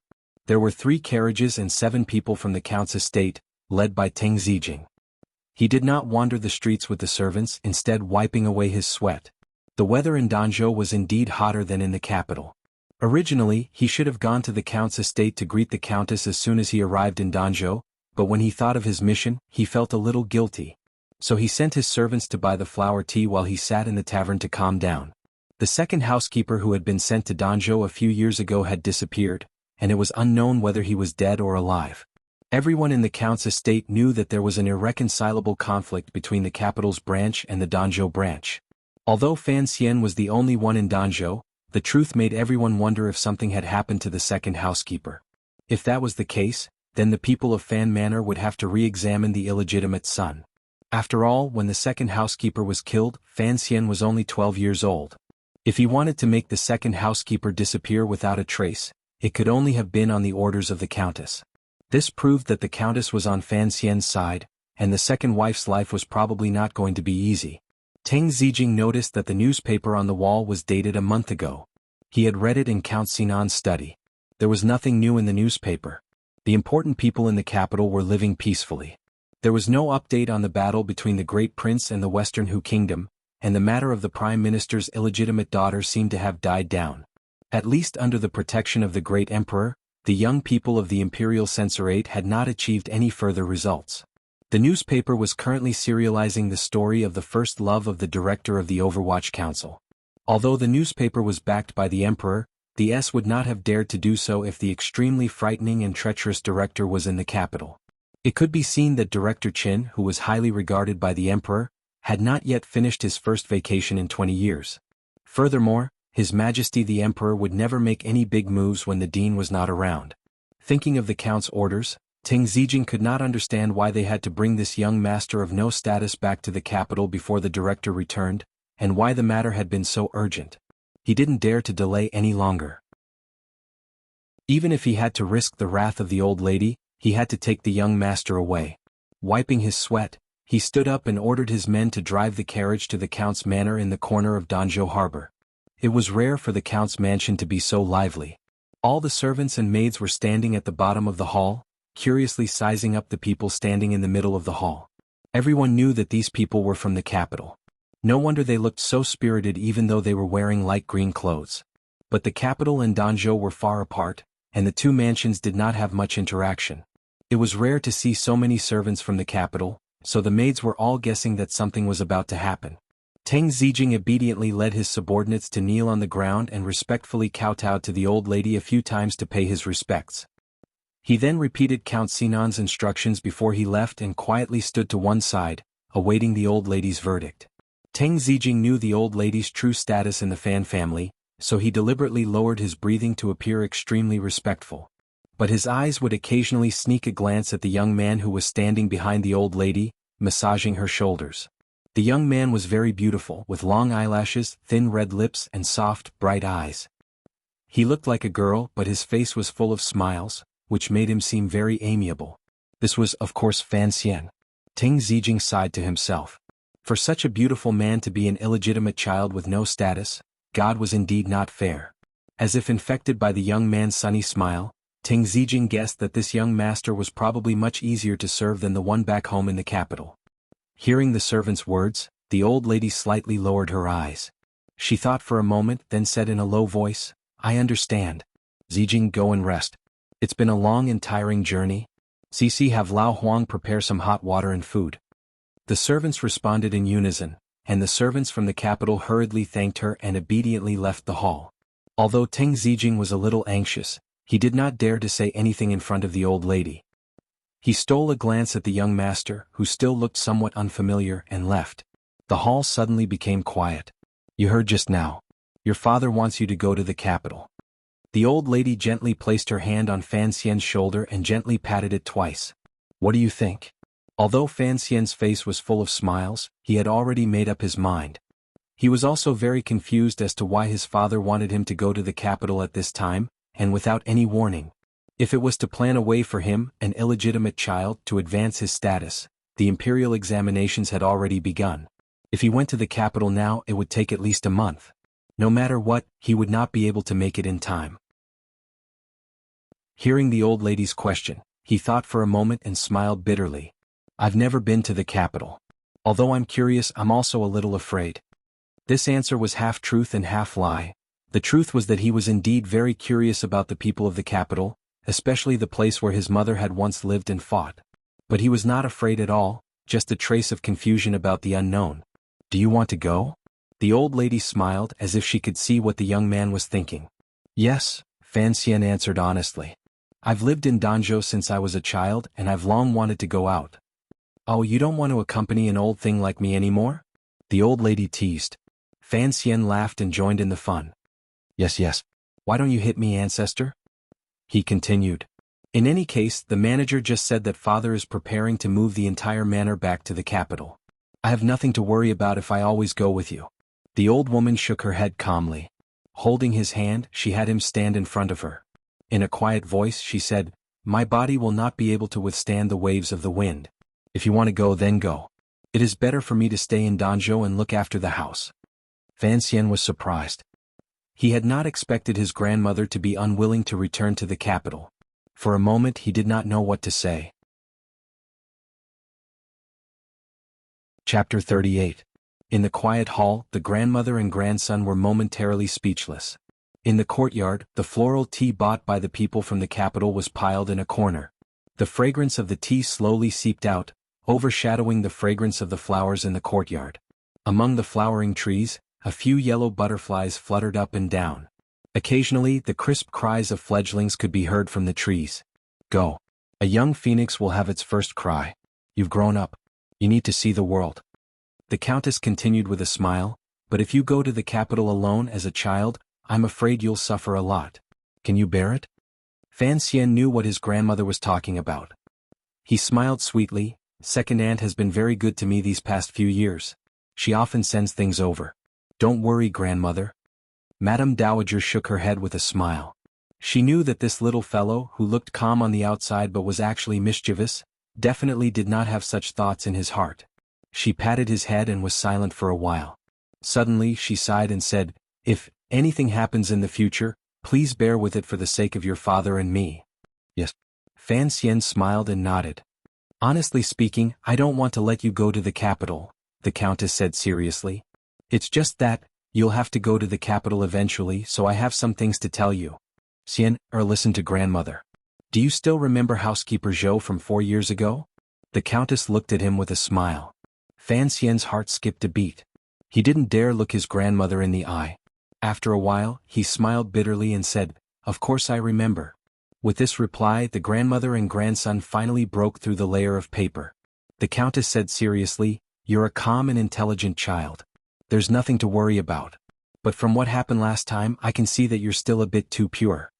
Fan Xian sighed in his heart. Isn't pure a compliment? As if guessing what he was thinking, the Countess narrowed her eyes and said coldly, "If you really want to go to the capital, you have to do one thing for me." What is it? Fan Xian vaguely guessed. Be ruthless. The Countess seemed a bit tired. She leaned back against the armchair to rest. This world seems to be peaceful, but if you're not ruthless enough, you'll suffer in the end. Fan Xian was silent.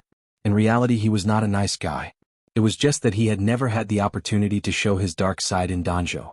So, listening to the old woman's admonition, he knew that it was priceless advice.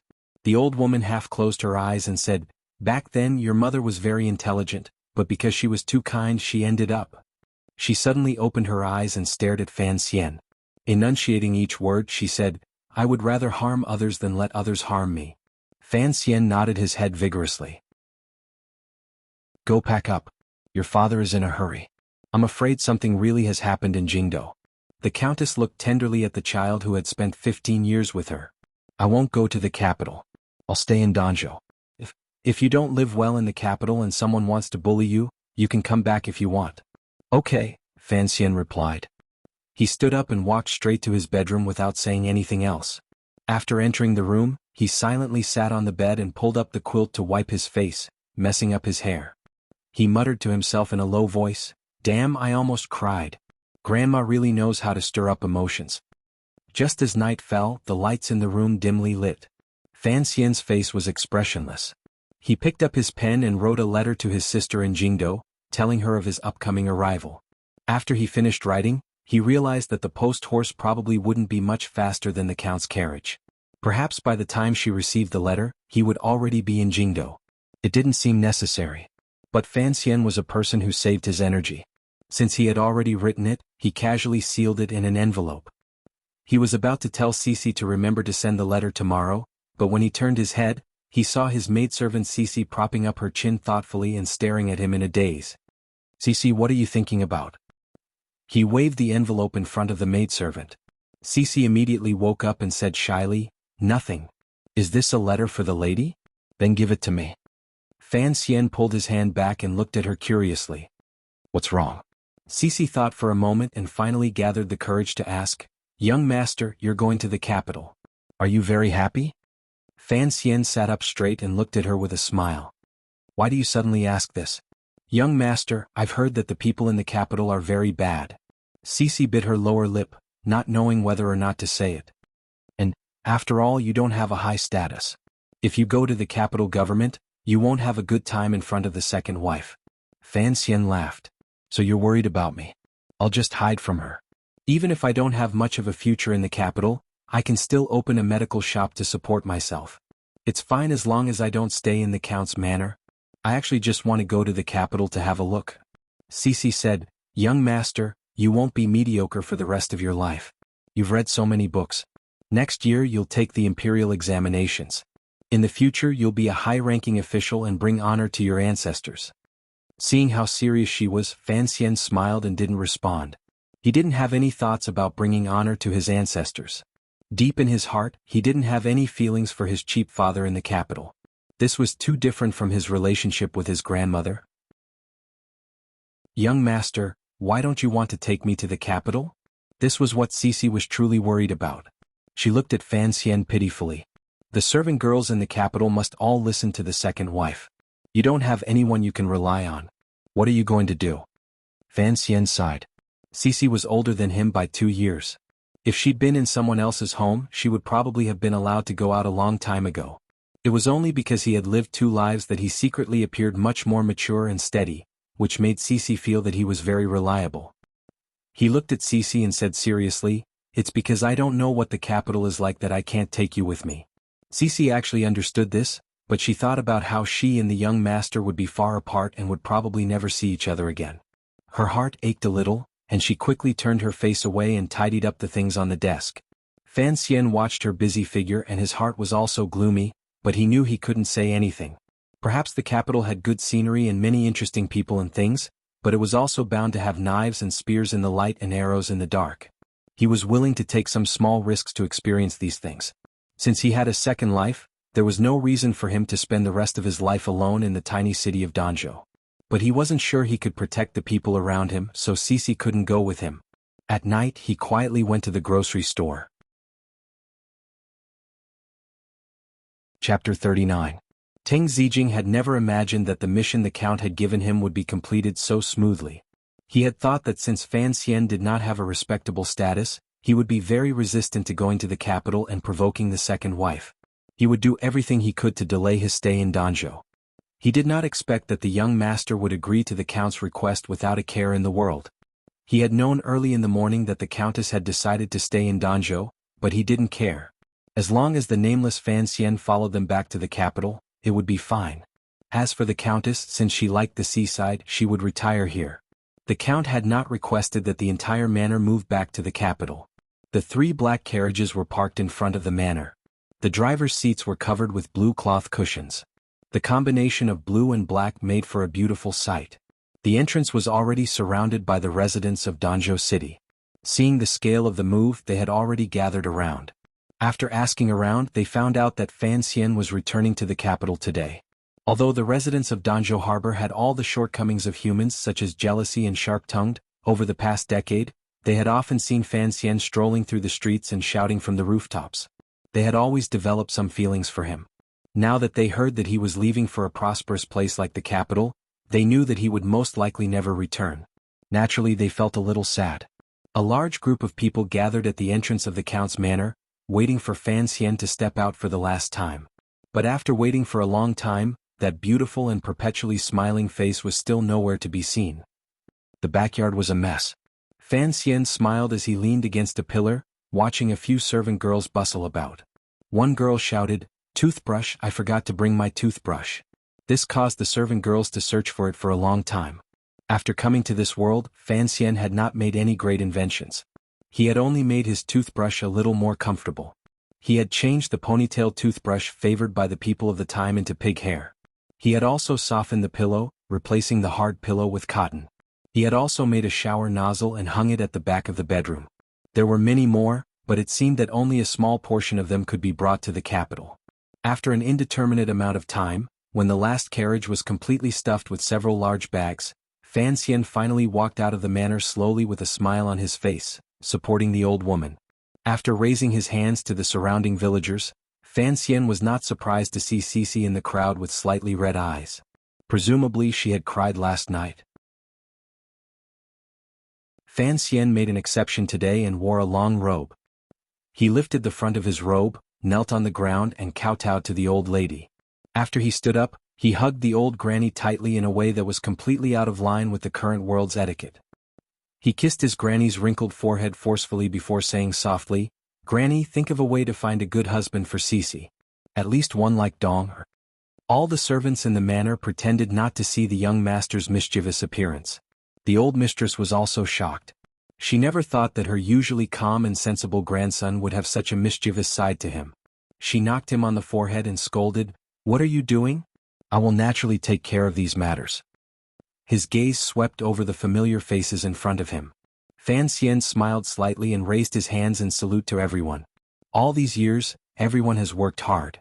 The servants did not dare to accept the salute and quickly moved out of the way. The old mistress suddenly smiled and said, "Let's go. Don't let your father worry in the capital. As for Cici, in the future, if you have a comfortable life in the capital, I will let her come to you." Fan Xian was startled. Before he could say anything, he was already muddle-headed in the carriage. As the wheels rolled, the carriage slowly moved out of the city of Danzhou. The sky was bright and beautiful. Above the blue sky, the clouds were like silk. It was exceptionally beautiful. The carriage passed by a grocery store and passed by a tofu stall in the distance. Fan Xian lifted the curtain of the carriage and looked at the young woman in the tofu stall and the little girl beside her, who could already run around freely. A smile rose to the corners of his lips and he sat back in his seat. Under the seat was an old black leather suitcase. The grocery store with the worst business in Danzhou had finally closed down. The residents of the city casually said a few words, guessing that the blind owner would one day be lonely and destitute. After a few words of sympathy, they began to change the topic to young Master Fan, who had just left the small city. The people all guessed that the Count had allowed his illegitimate son to enter the capital, and what kind of position he had arranged for him. At that moment, Fan Xian was lying in the spacious carriage. This carriage was in the middle of the procession, and it was covered with bedding that he had prepared himself. It was very soft and he did not feel too much of a jolt. Naturally, he had also guessed the real reason his father had allowed him to enter the capital, so he invited the leader of the group of guards, Ting Zijing, in for a chat. Ting Zijing sat on the other side of the carriage with a sullen face. He did not know where to put his feet, afraid that he would dirty the snow-white bedding next to his feet. He felt very uncomfortable in his heart. It seemed that this young master was also a wastrel, not much better than the young masters of the capital. Fan Xian comfortably stretched his back and narrowed his eyes. Looking at the middle-aged man who clearly had extraordinary strength, he asked, "Tingda, we are already very far from Danzhou. Can you tell me why father wants me to enter the capital this time?" Ting Zijing was a little hesitant, as if there were some things that he could not say. Fan Xian smiled, his eyes incomparably clear. He looked into Ting Zijing's eyes and said softly, "You know my background, so it is inevitable that you will be a little worried." Ting Zijing squeezed out a smile and replied respectfully, "Young master, you think too much. Master has brought you to the capital this time, so naturally, it is to prepare for your future." Fan Xian waved his hand and shook his head. "There are only the two of us in the carriage. There is no need to hide anything." He suddenly laughed. "If you are not willing to tell me, who knows, I might jump out of the carriage and run away." Ting Zijing laughed. "Young master, you like to joke." Before he could finish, Fan Xian had already cut him off coldly. "Sometimes I do not like to joke." Ting Zijing's heart thumped. Could it be that Fan Xian was being serious? If you really do not want to go to the capital, that is something that everyone can guess. Then why did you not object to it in front of the Countess in Danzhou?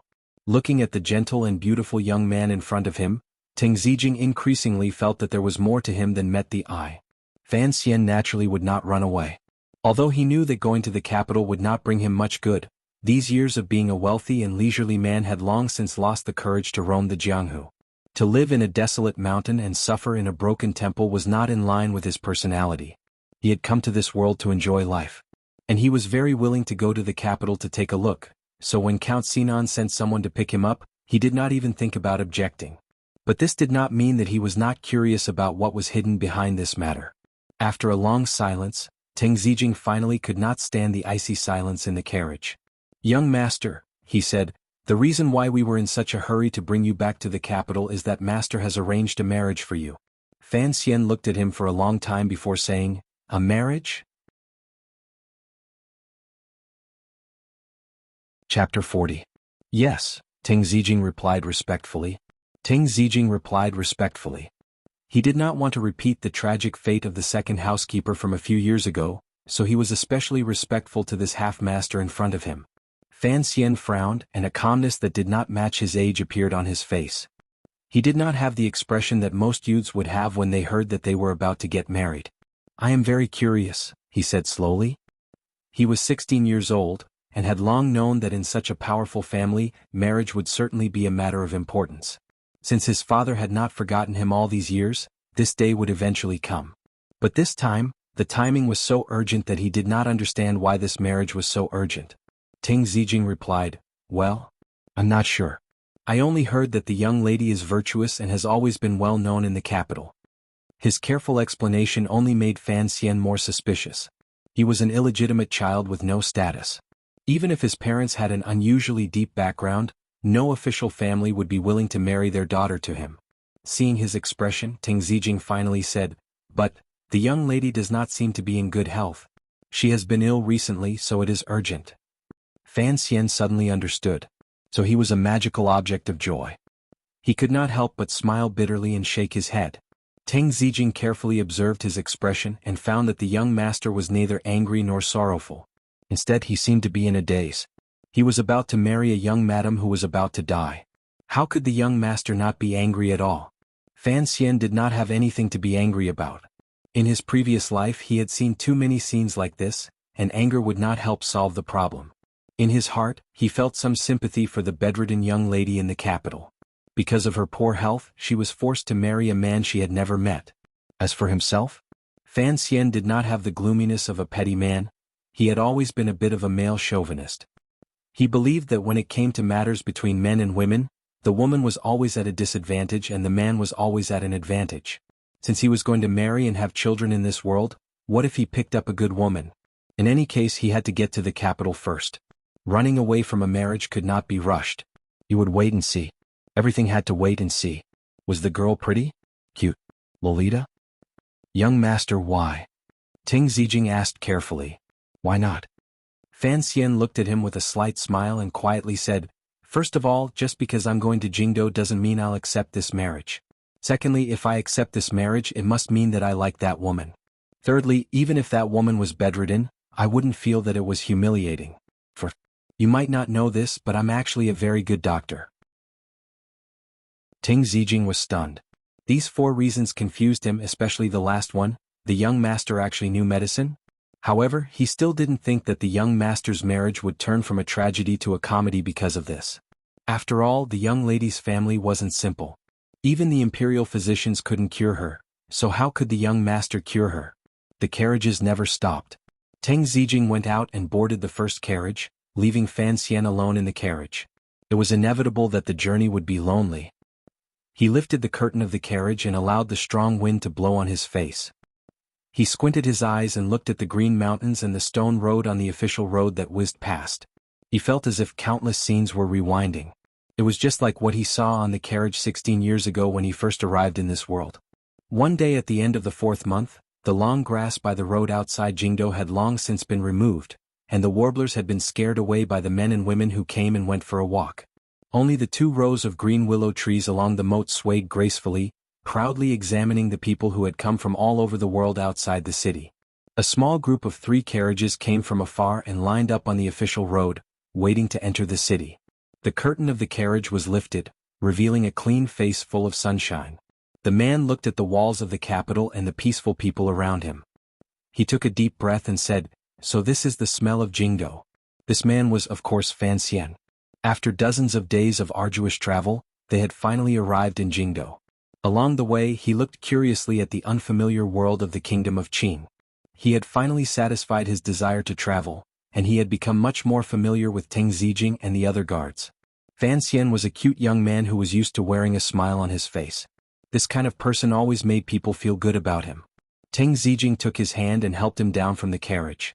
When his feet landed on the official road, Fan Xian turned his ankles slightly, deliberately letting the soles of his cloth shoes touch the ground a little longer. It seemed that he wanted to experience the uniqueness of the land in Jingdo. There were a lot of people entering the capital and security was tight, so the queue was a little long. Fan Xian was a little bored waiting. He pointed at the city wall in front of him and chatted with Ting Zijing. He guessed that Count Sinan's manor would not send anyone to pick him up. After all, his identity was not very honorable. As they chatted, there was suddenly a slight commotion in the crowd behind them. The crowd consciously parted to make a wide path for them. A group of cavalrymen silently rode over. Their speed was very fast and they headed towards the city gate without stopping at all. On the horse at the very front of the group was a young girl wearing a light-colored dress. In the spring weather she wore a white deerskin hat, which made her look very playful. The young girl's eyebrows were as dark as the distant mountains, and her eyes were clear and bright. She was very beautiful. But as she sat on the horse, her expression was slightly anxious. It seemed that she was in a hurry to return to the city. Something must have happened. Fan Xian stood by the side of the road, smiling as he watched the group of riders pass by. "There are many beauties in the capital," he exclaimed in admiration. He couldn't help but think of his possible wife, who he did not know what she looked like. Ting Zijing coughed lightly beside him. Fan Xian thought that he had only praised her, and that he had not lost his composure. Why was he so nervous? He smiled and asked, "It seems that the atmosphere in the capital is not as closed as I thought. This girl is wearing a dress but she is still riding a horse and no one is talking about it." Ting Zijing explained with a wry smile, "The one who just passed by is the only daughter of the commander of the capital garrison, Yi Zhong. Who would dare say that she went?" Fan Xian grunted in acknowledgement and stood on the carriage to look toward the city gate. As expected, the group of riders arrived at the city gate. They did not line up but simply checked their tokens and entered the city. When it was Fan Xian's turn to enter the city, he deliberately looked at the expressions of the soldiers at the city gate. He found that they had a businesslike expression, and then looked back at his own carriage. Only then did he understand what was going on. The three carriages did not have the insignia of the Fan family. It seemed that he had not entered the capital with great fanfare. Chapter 41. Fan Manor was located in the eastern part of the capital, some distance away from Tianhe Road and out of sight of the palace. The people who lived there were all officials and nobles, and there was no room for the common people, so it was relatively quiet. On a deserted street, there was a mansion gate every 30 meters or so. Outside each mansion gate, there was a pair of stone lions squatting quietly. Dozens of stone lions were bored to death in front of their own gates, staring at the carriages that passed by on the street. The black carriage slowly passed through the street. There were no curious gazes on either side of the road. When it reached the side of Fan Manor, the carriage turned into a side alley with some difficulty. Under the shade of a tree, it stopped at a corner door. Fan Xian lifted the curtain and helped Ting Zijing out of the carriage. His face was expressionless. He looked around and nodded inconspicuously. The wooden door opened with a creak, and the servants inside came out to greet them. They looked at Fan Xian curiously and stammered as if they didn't know how to greet him or how to greet him. Fan Xian smiled and said nothing. He followed Ting Zijing through the door. The servants let out a sigh of relief and began to move the carriage, which was stuffed full of luggage. A servant had been waiting at the door for a long time, and he led the two of them in. As they went further in, they saw that the courtyard gradually grew deeper. There were fake mountains, flat grass and shallow water. The scenery was quite elegant. Along the way they met some old women. When they saw that someone had come, they quietly stood guard by the side of the road. There was no chaos at all. As they went deeper and deeper, they still had not reached the inner courtyard. Fan Xian couldn't help but admire the grandeur of the old manor in the capital.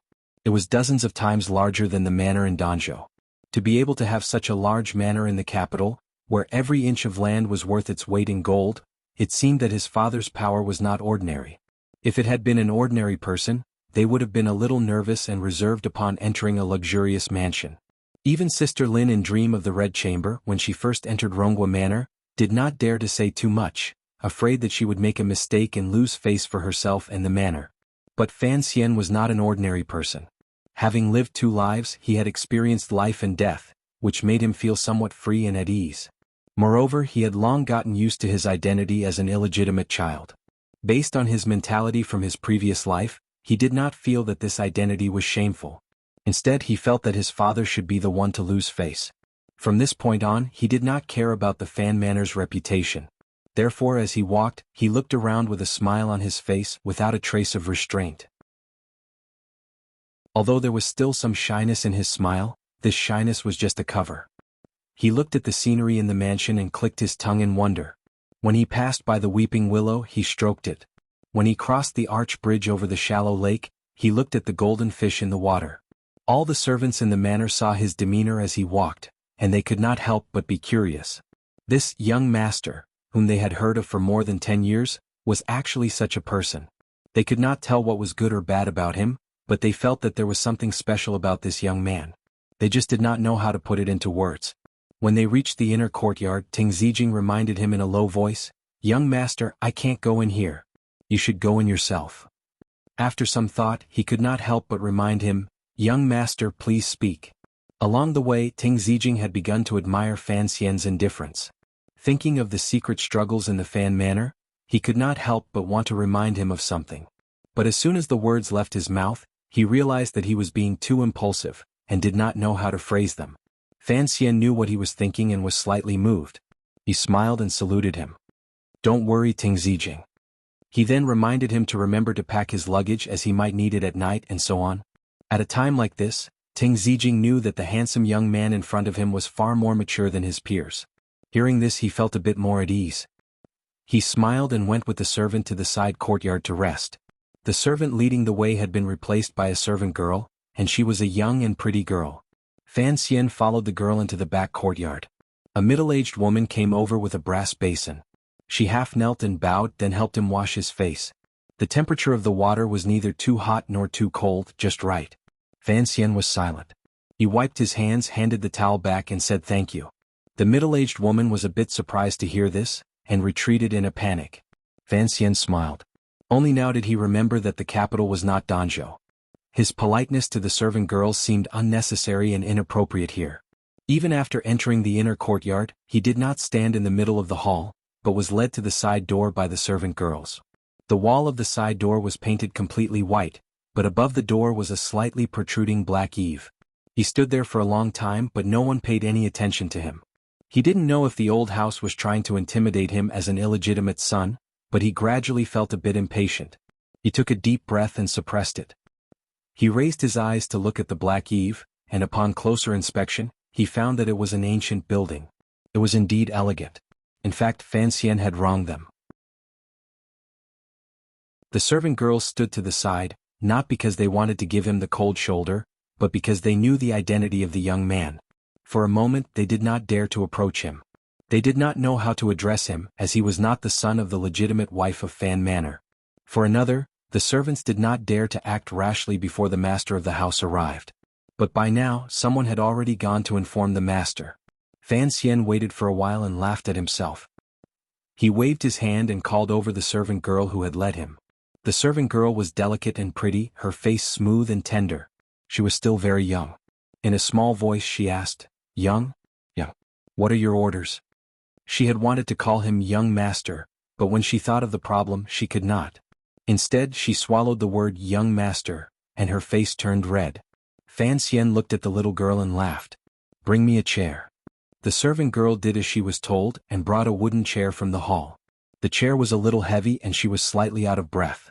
Fan Xian went forward to take the chair and put it on the ground. He smiled and sat down on it. He raised his head to look at the eve, no longer caring about the gazes around him. The servant girls and old women were shocked to see the young man sitting on the chair.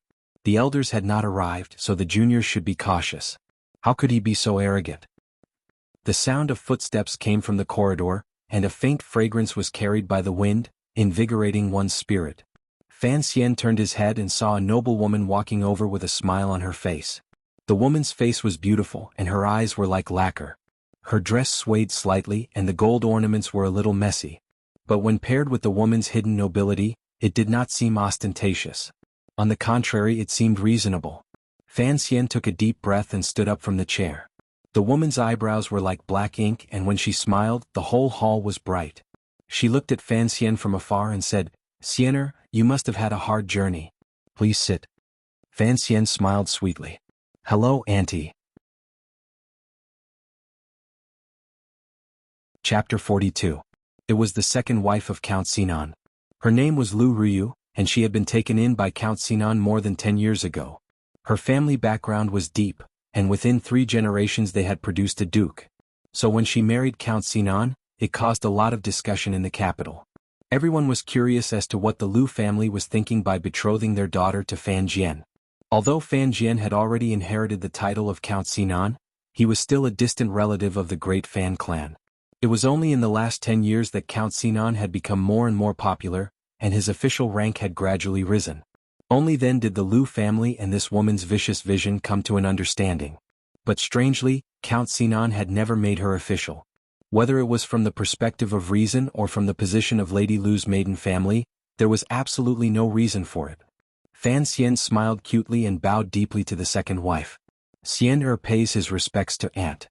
Lady Lu's face was also full of smiles, but an indescribable look flashed through her eyes. She could tell that the brat in front of her had tightly grasped the two words yin yang, and did not address her as second madam, like other people. The difference between a wife and an aunt was like the difference between the clouds and the soil. Lady Lu smiled. Come in. Why are you sitting under the eaves in a daze from so far away? If outsiders see you, they will say that Fan Manor is a place that cannot tolerate people. Cannot tolerate people? Naturally, there was something intolerable about them. Fan Xian sighed to himself. He knew that Aunt Lu was reminding him of his status as an illegitimate child, and he admired the way she spoke. Originally, he had not intended to provoke her with words. He knew that she had operated in the capital for a long time, and there was no point in taking advantage of her verbally. But then he thought, since there was an irreconcilable conflict between the two sides, why should he tolerate her? He thought that this concubine was different from what he had imagined in the past. She should not be a sinister idiot like he had imagined. So, at this moment he did not understand why this woman in front of him 4 years ago would resort to such a stupid method of killing people with poison. He followed the second wife into the hall, not too far away from her. Fan Xian smelled the unique fragrance of a noble woman. He sniffed it and thought it smelled good.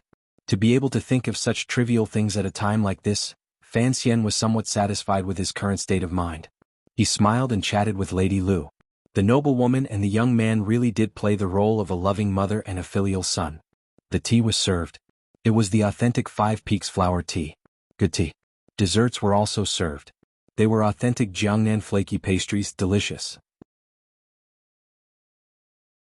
After talking about what they had seen and heard along the way, greeting the old woman in faraway Danzhou, talking about the scenery by the seaside in Danzhou, and what was different about Jingdou, everyone found that there was nothing more to say.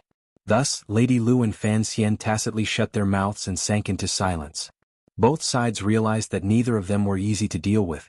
There was no point in trying to sound each other out with words. Since that was the case, they might as well keep silent. Therefore, the atmosphere in the living room was a little awkward. The maids who served them were as quiet as cicadas in winter, and even their footsteps when changing the tea were much lighter. Only Fan Xian and the second wife were not embarrassed. Occasionally they would hold their teacups and look at each other with gentle gazes. Lady Lu's heart was slightly heavy. She realized that the young man in front of her was indeed not ordinary. He was able to deal with this situation with ease, without the slightest nervousness or restraint. He was mature and steady, even more so than the old man. It seemed that 4 years ago she really shouldn't have listened to that person's instigation. For no reason at all, this young man had taken the initiative to see her as an enemy. Now it was not easy to deal with, and there were many tricks that she couldn't use. In this silence, Lady Lu suddenly felt that this was weakening her influence. After all, she was the elder in name, so she lightly coughed. Your father is now the assistant minister of the Ministry of Revenue. This time, when you return to the capital, will you prepare for next year's imperial examinations, or will you directly work for the Ministry of Revenue? Fan Xian smiled. I will listen to you, father. He paused. But I don't know when you will return. To tell the truth, there were a few people in the capital that he wanted to see. This noble woman in front of him was naturally one of them, as well as teacher Fei Jia and Ruoruo. But the one he was most curious about was his father. He was very curious about how Count Sinan had attracted the attention of his mother, the head of the Yi family, who was the wealthiest in the world. In the depths of his mind, he only recognized the dead woman as his mother, and did not want to recognize Count Sinan as his father. This was probably a strange way of thinking in a man's heart. Your father will be back in a moment. As they spoke, there was a slight commotion at the gate of the inner courtyard. The maids were rushing to greet someone, but the noise came too quickly. The maids couldn't stop them, and a young girl walked in.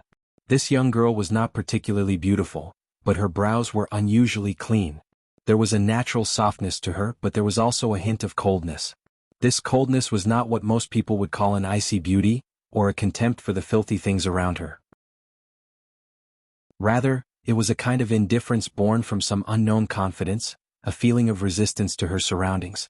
Fan Xian's heart trembled. This kind of coldness on the face of a young girl from a noble family was very unfitting. The young girl looked straight at Fan Xian's face, and the coldness between her brows gradually faded, until it disappeared without a trace. Instead, her cheeks flushed with excitement. She opened her mouth to speak, but stopped herself. She took half a step back and with a very slight movement tidied up her clothes.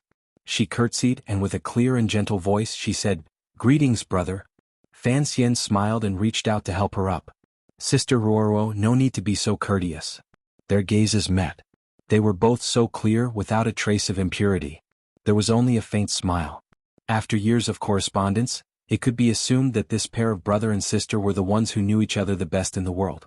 However, a rather insensible child's voice rang out, instantly shattering the beautiful feeling of reunion between the siblings after 10 years.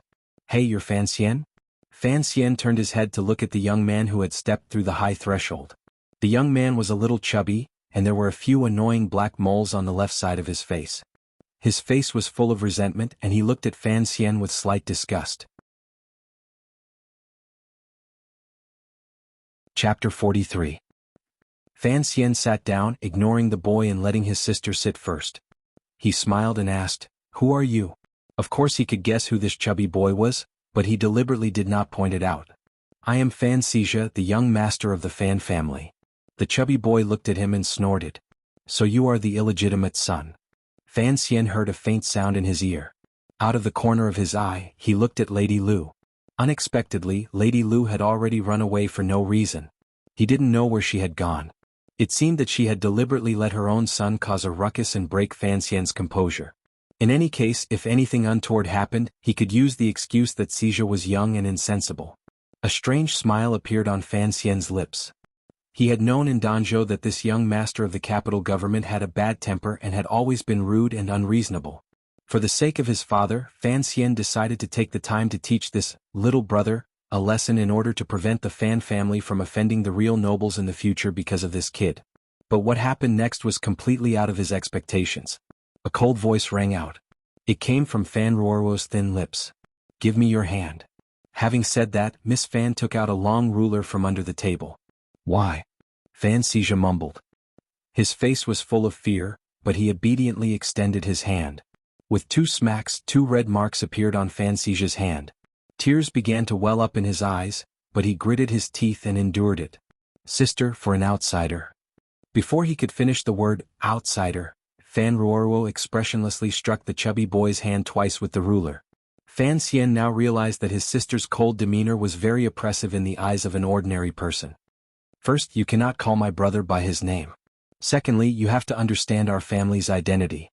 Don't say such nonsense. Third, you must be punished for being disrespectful to your brother." Fan Ruoro spoke lightly. The way she held the ruler reminded Fan Xian of those kindergarten aunties who looked weak and cute, but were actually very fierce. Fan Xija glared at Fan Xian, flattened his lips and ran to the backyard. Every time he cries, he goes to find his mother. Fan Ruoro sighed. "I'm very curious. What is the meaning of Xija?"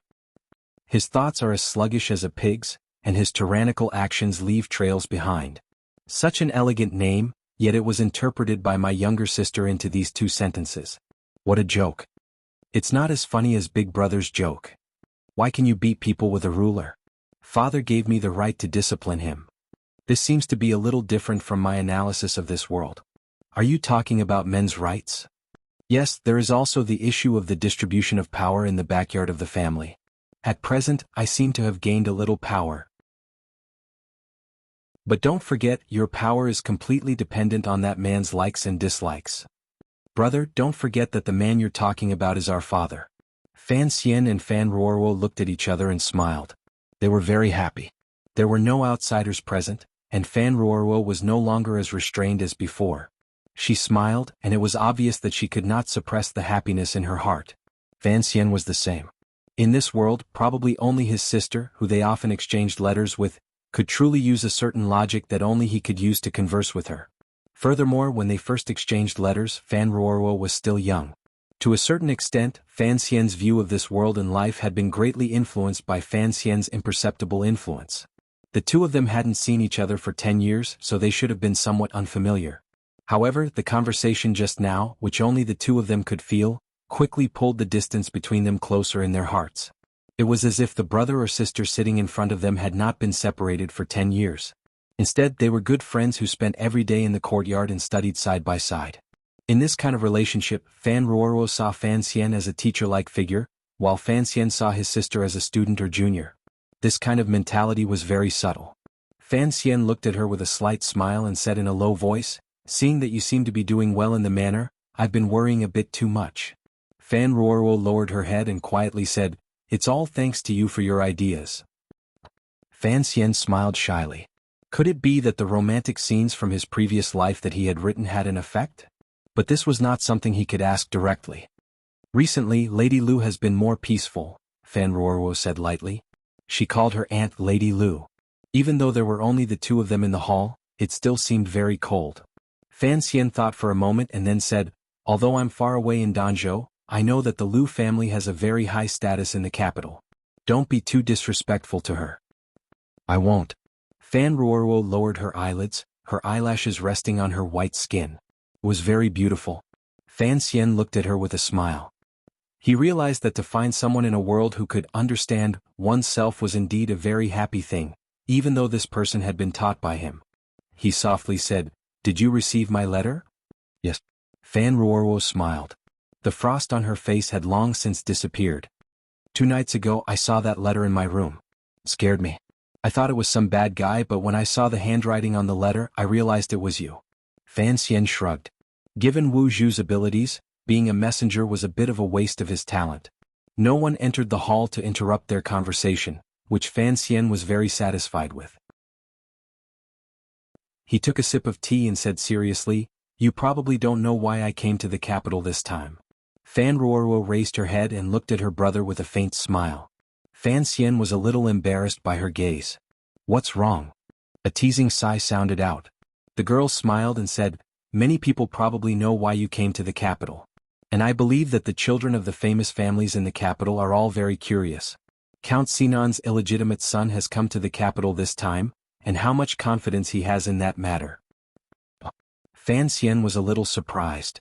"I always thought that father's decision to let me come to the capital was a secret. Do many people know about it? But I believe that not many people in the capital know who I am. Why would anyone be curious about me?" "Because you came to the capital to get married." Fan Ruoruo smiled. "The woman father wants you to marry is very famous." Fan Xian frowned. Although he didn't necessarily want to marry her, he was still very concerned about what kind of person he might marry. "Do you know the young lady?" "My future sister-in-law is the young lady of the Lin family." Fan Ruoruo's eyes flashed with an unreadable light. "I'm not the only one who knows her. I believe that everyone in the capital knows her." "Which Lin family? Why is that woman so famous?" Fan Xian raised his eyebrows. "Brother, although you've always been far away in Danzhou, I know that Granny should have a copy of the paper printed in the palace." Fan Ruoruo laughed. Fan Xian thought for a moment, then slapped his forehead. Could it be that the Lin family is the family of Prime Minister Lin Ruofu? That young lady is the main character in the matter of the Prime Minister's illegitimate daughter?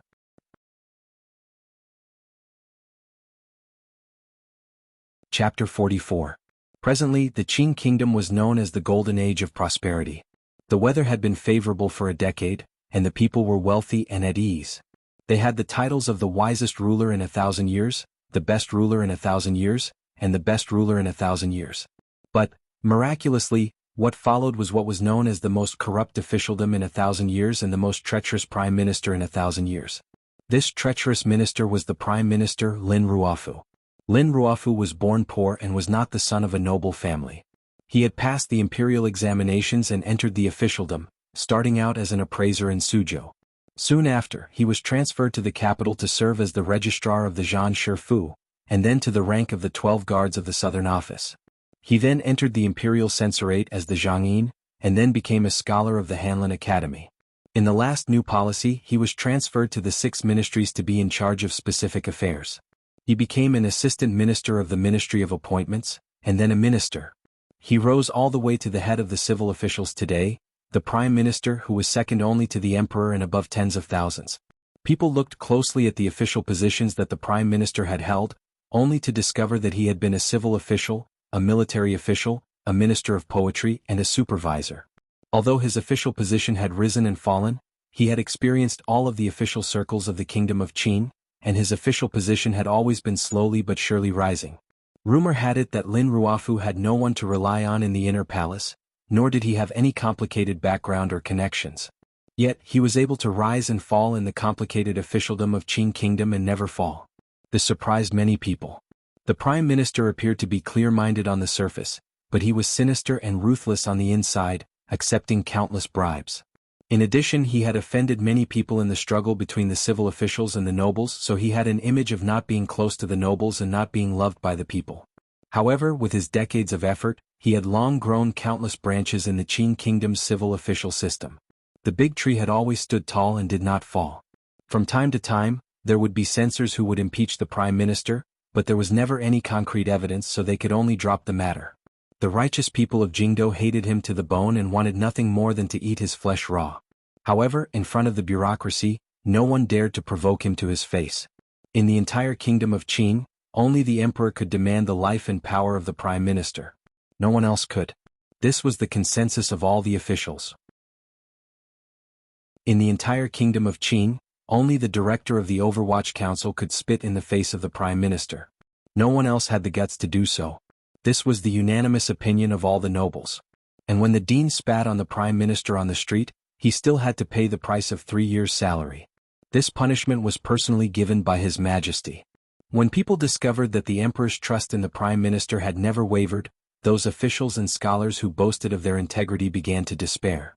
At this time, no one expected that the newspaper would publish the news that Prime Minister Lin Ruofu had an illegitimate daughter. It was normal for the patriarch to marry several concubines in any noble family. What if there was only one woman in the backyard? Sorry, I'm really embarrassed to go to the party.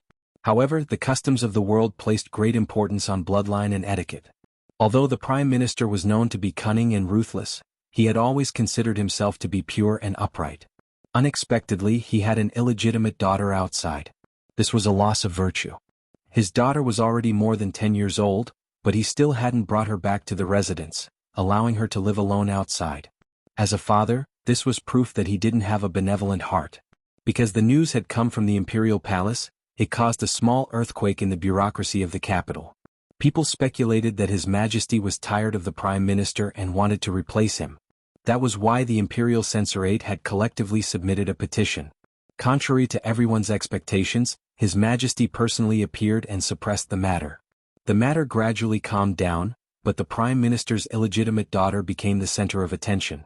Fan Xian smiled bitterly. He had never imagined that the woman he was about to marry would have such a background, and one so similar to his own. At this time there was a commotion outside. The siblings knew that the man had returned to the manor. They looked at each other and said nothing more.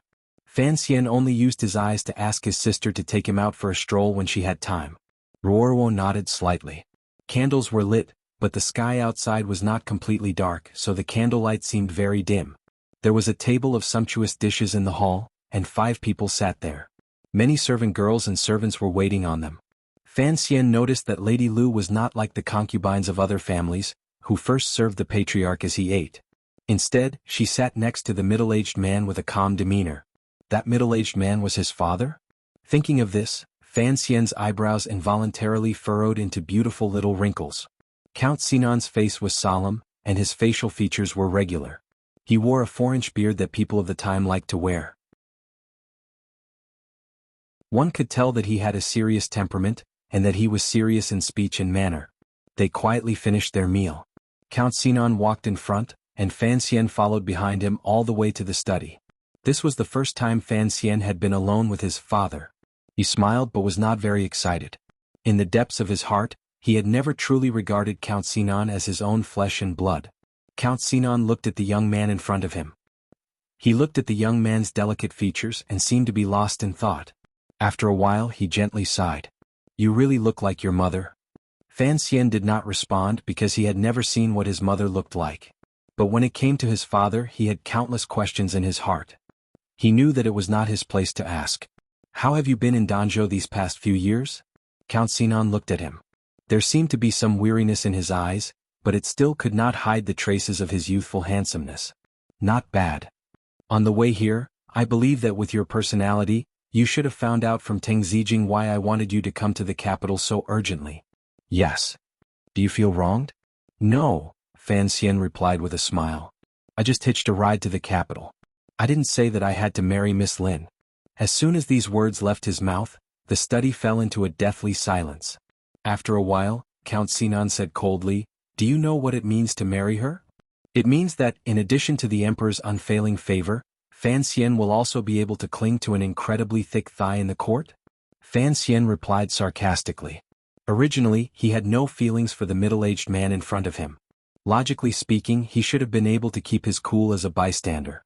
But when he thought of the fact that Count Sinan was his father, and that he had treated his children's marriage as a political marriage, although he understood and accepted it, it did not mean that he was not angry. But this anger had been well hidden over the past few days. Chapter 45. Good. You're angry at last. The corners of Count Sinan's lips curled up into a smile. I've been listening to the news from Danzhou, and I thought you weren't one to get angry. Child, you're only 16. If you hide all your emotions in your heart, it will be very painful. So what? Fan Xian looked at his father with a strange expression. He was certain of something. There's something I must tell you, father. What is it? I am not a person who is easy to control. Fan Xian's words were very straightforward. I have no intention of controlling you, even though you are my son. Count Sinan looked coldly into Fan Xian's eyes, as if he wanted to see a hint of panic in Fan Xian's calm eyes. But the marriage with the Prime Minister's family must be carried out. There is no room for discussion. Fan Xian lowered his head and thought for a moment. Then he looked up and smiled. You can try. But his smile was full of confidence and determination. Count Sinan seemed a little angry. He put his palms on the armrests of his chair, his veins bulging. After a while, he suppressed his anger and laughed coldly. Child, why can't you understand? That Miss Lin is gentle, considerate, educated, and reasonable. She is a good match. Besides, given the status of the Fan family, do we need to rely on marriage to secure our position? Is Emir Lin Ruofu really worth our attention? Fan Xian was a little surprised. He felt that his father was not pretending. But, if even the Prime Minister did not need to care, then why did he want to marry Miss Lin? Was it really just because Miss Lin was so outstanding? No matter what, Fan Xian would not believe this kind of reasoning. Why must we marry her? Fan Xian asked, frowning. Count Sinan smiled.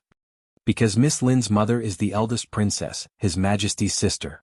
The eldest princess has never married, but she secretly manages the business of the royal family, providing the entire kingdom of Qin and the palace with an endless supply of money. Fan Xian was extremely shocked, thinking that his future wife was actually the eldest princess' daughter. Didn't that mean the Prime Minister and the eldest princess had an affair? Or even multiple affairs? No wonder the Prime Minister had been able to climb up so smoothly all these years. It turned out that he was walking the path of a gigolo. Not many people in the world knew about this secret. If his father had not grown up with His Majesty the Emperor, he would not have found out. Fan Xian suddenly realized that his father should not have told him such a deep secret. Count Sinan smiled. You should also know that these words cannot be said outside. Whoever says them will die. So when these words reach your ears, just pretend you didn't hear them. The reason why I'm telling you this secret of the imperial family is so that you can be prepared in case there's anything inappropriate when you interact with Miss Lin in the future. Fan Xian suddenly thought of what Wu Zhu had told him before, and his expression darkened. He sighed. The royal business that the eldest princess manages, was it originally the business of the Yi family? Not bad. Count Sinan's eyes were filled with affection. He looked at the young man in front of him with admiration. He was surprised that the young man had seen through the truth of the matter so quickly. Her Royal Highness the eldest princess only has this one daughter, and His Majesty has long decided to let the eldest princess manage the royal business.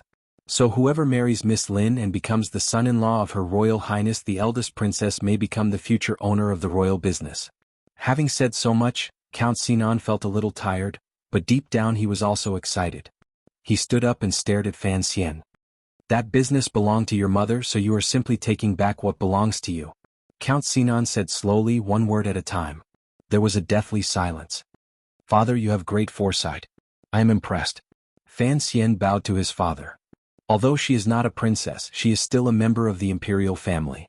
Do you think that by doing this we can take back my mother's business? I think that is a little too arrogant. Of course there is a backup plan. Don't forget, I am an assistant minister of the Ministry of Revenue. I am in charge of money. Fan Jian smiled, growing more and more appreciative of the calm mind and attitude of the young man in front of him. Also, there is something I need to tell you. Although Lin Ruofu, that old thief, does not have much of a say in this matter, he still has some doubts about the marriage between our two families. So, I hope that you can perform well in the capital in the near future. Why? Fan Xian was puzzled. Although Lin Ruofu was the prime minister and the head of the civil officials, Fan Xian was well aware of the Fan family's position in the deep lake of the capital. If Lin Ruofu could make such a strong ally, he should be happy. Why would he oppose it? If one considered their status, the young lady seemed to be the same as Fan Xian. Everyone has their own position. Different factions have different things to consider, Fan Jian explained calmly. The Fan family is a large family in the capital, and Lin Ruofu is the head of the civil officials. A secret marriage between the two families is a matter of great importance. Lin Ruofu is hesitant because he is afraid that His Majesty will suspect his intentions, and he is afraid that the young people in the civil system will have second thoughts because of this. Fan Xian sighed and laughed at himself. I thought a lot about it on the way here. It turns out that this is just a hot-headedness, a one-sided idea of the Fan family. Yes, so you have to think of a way to get the young lady of the Lin family to approve of you. Fan Jian smiled, but he did not understand. A hot-headedness. What does that mean? Wrong? Fan Xian pursed his lips into a smile and did not explain further. He changed the subject. Father, there is something I have always been curious about. I don't know if I can ask. Ask away. Forget it. It's getting late. I'll go rest. For some reason, Fan Xian stopped talking and changed the subject. I'm not familiar with the capital. Can I have Ting Zijing follow me? Ting Zijing is good at bribing people along the way, but he is only a 4th-level master. Fan Jian frowned. I will arrange a stronger guard for you. The water in the capital is deep. Fan Xian smiled. There is no need. It was not easy to get familiar with him. There is no need to change him. The father and son chatted for a while longer. Seeing that it was late at night, Fan Xian bowed and excused himself. A servant girl was already waiting outside. She passed through a complicated corridor and led him to his bedroom.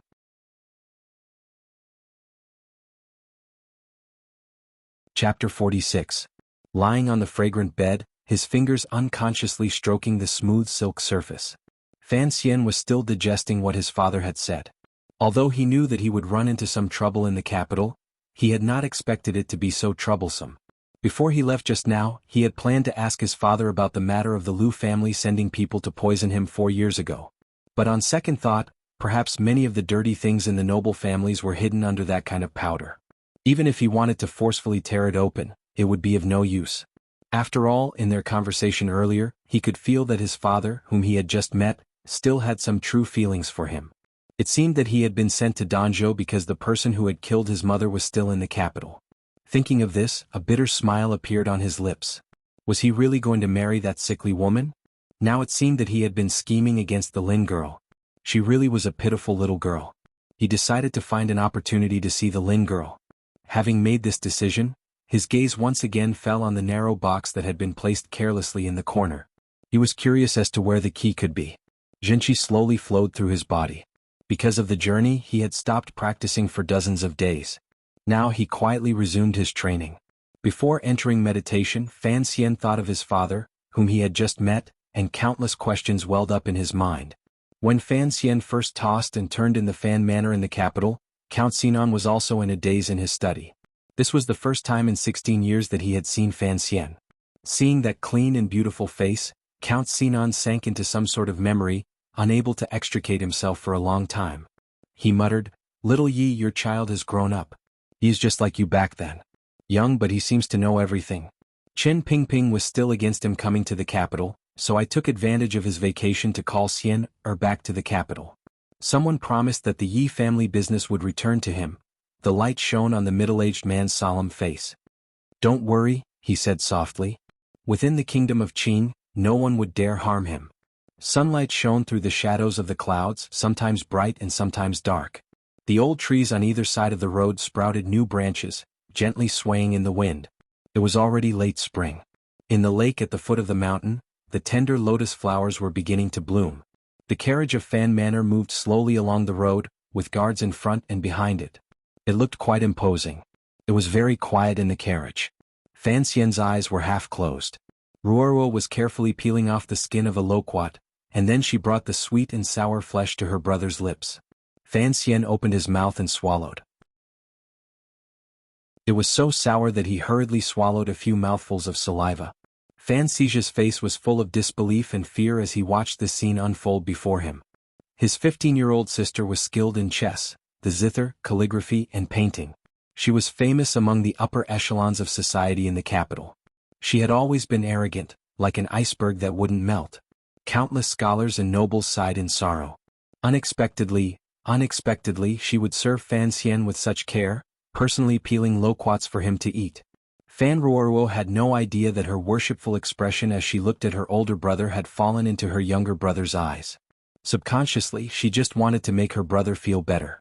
She thought that her brother must have suffered a lot over the past 10 years in Danzhou. Now that he had finally entered the capital, he was about to marry Miss Lin. In her eyes, there was no woman in the world who could truly match up to her brother. Moreover, Miss Lin was in such a state. Although Miss Fan's talent had long spread far and wide in the capital, in her heart, she was still the little girl who listened to ghost stories in the Danzhou estate. Only Fan Ruoruo knew that her brother had thousands of poems and books in his chest. As for the excuses he made in the letter about Grandmaster Chao and Su Weng, Fan Ruoruo thought of this and smiled slightly. Looking at her brother in front of her, she thought to herself, "You are obviously talented, but why don't you let me tell others?" Fan Xian also enjoyed the warmth of siblings. He half closed his eyes. He knew that his sister had long guessed that he was the one who wrote the story of the stone, but he was thinking about something else. Fan Xian's situation in the capital was different from what he had expected before he entered the capital. At least Lady Lu seemed to have learned her lesson from the incident 4 years ago, so she was now well behaved. And her rumored arrogant brother seemed to be very obedient to Ruoruo's discipline.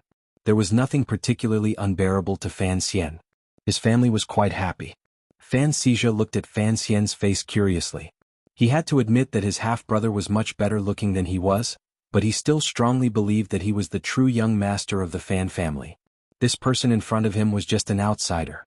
But when he thought of his sister, who had always been as calm as a chrysanthemum flower, and who he had always admired so much, Fan Xizha was a little puzzled.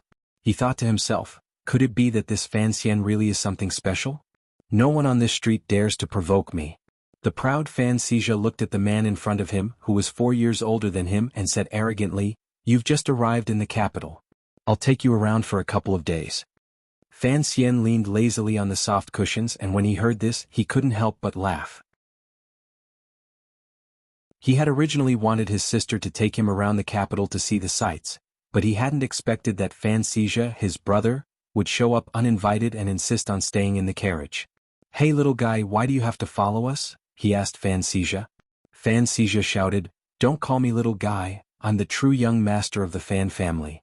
Fan Xian was surprised. "Don't you think you're making yourself look bad by shouting like that?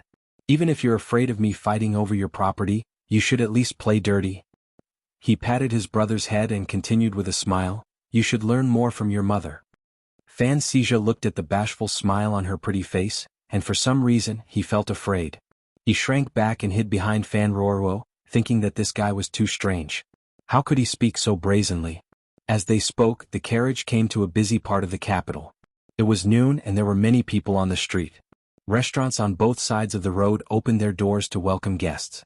The sound of yelling and the aroma of food wafted in through the curtains, enticing Fan Xizha to clamor for a meal. Teng Zijing entered the restaurant to make a reservation. Fan Xizha and Ruoruo, under the protection of a few guards, went to a street stall to buy noodles. Fan Xian, however, was half squatting in the restaurant, looking at the decorations on the pillars in the corridor in amazement. The decorations were beautifully drawn and painted with gold. They were unusually dazzling, completely different from what he had seen in the books of his previous life.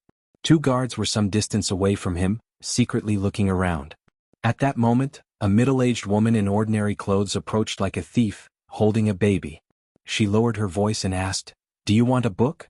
They're all not approved by the 8th Bureau." The scene was familiar to Fan Xian. It was warm, touching, and made him feel at home. He raised his head and asked tenderly, "Is it Japanese or Western?"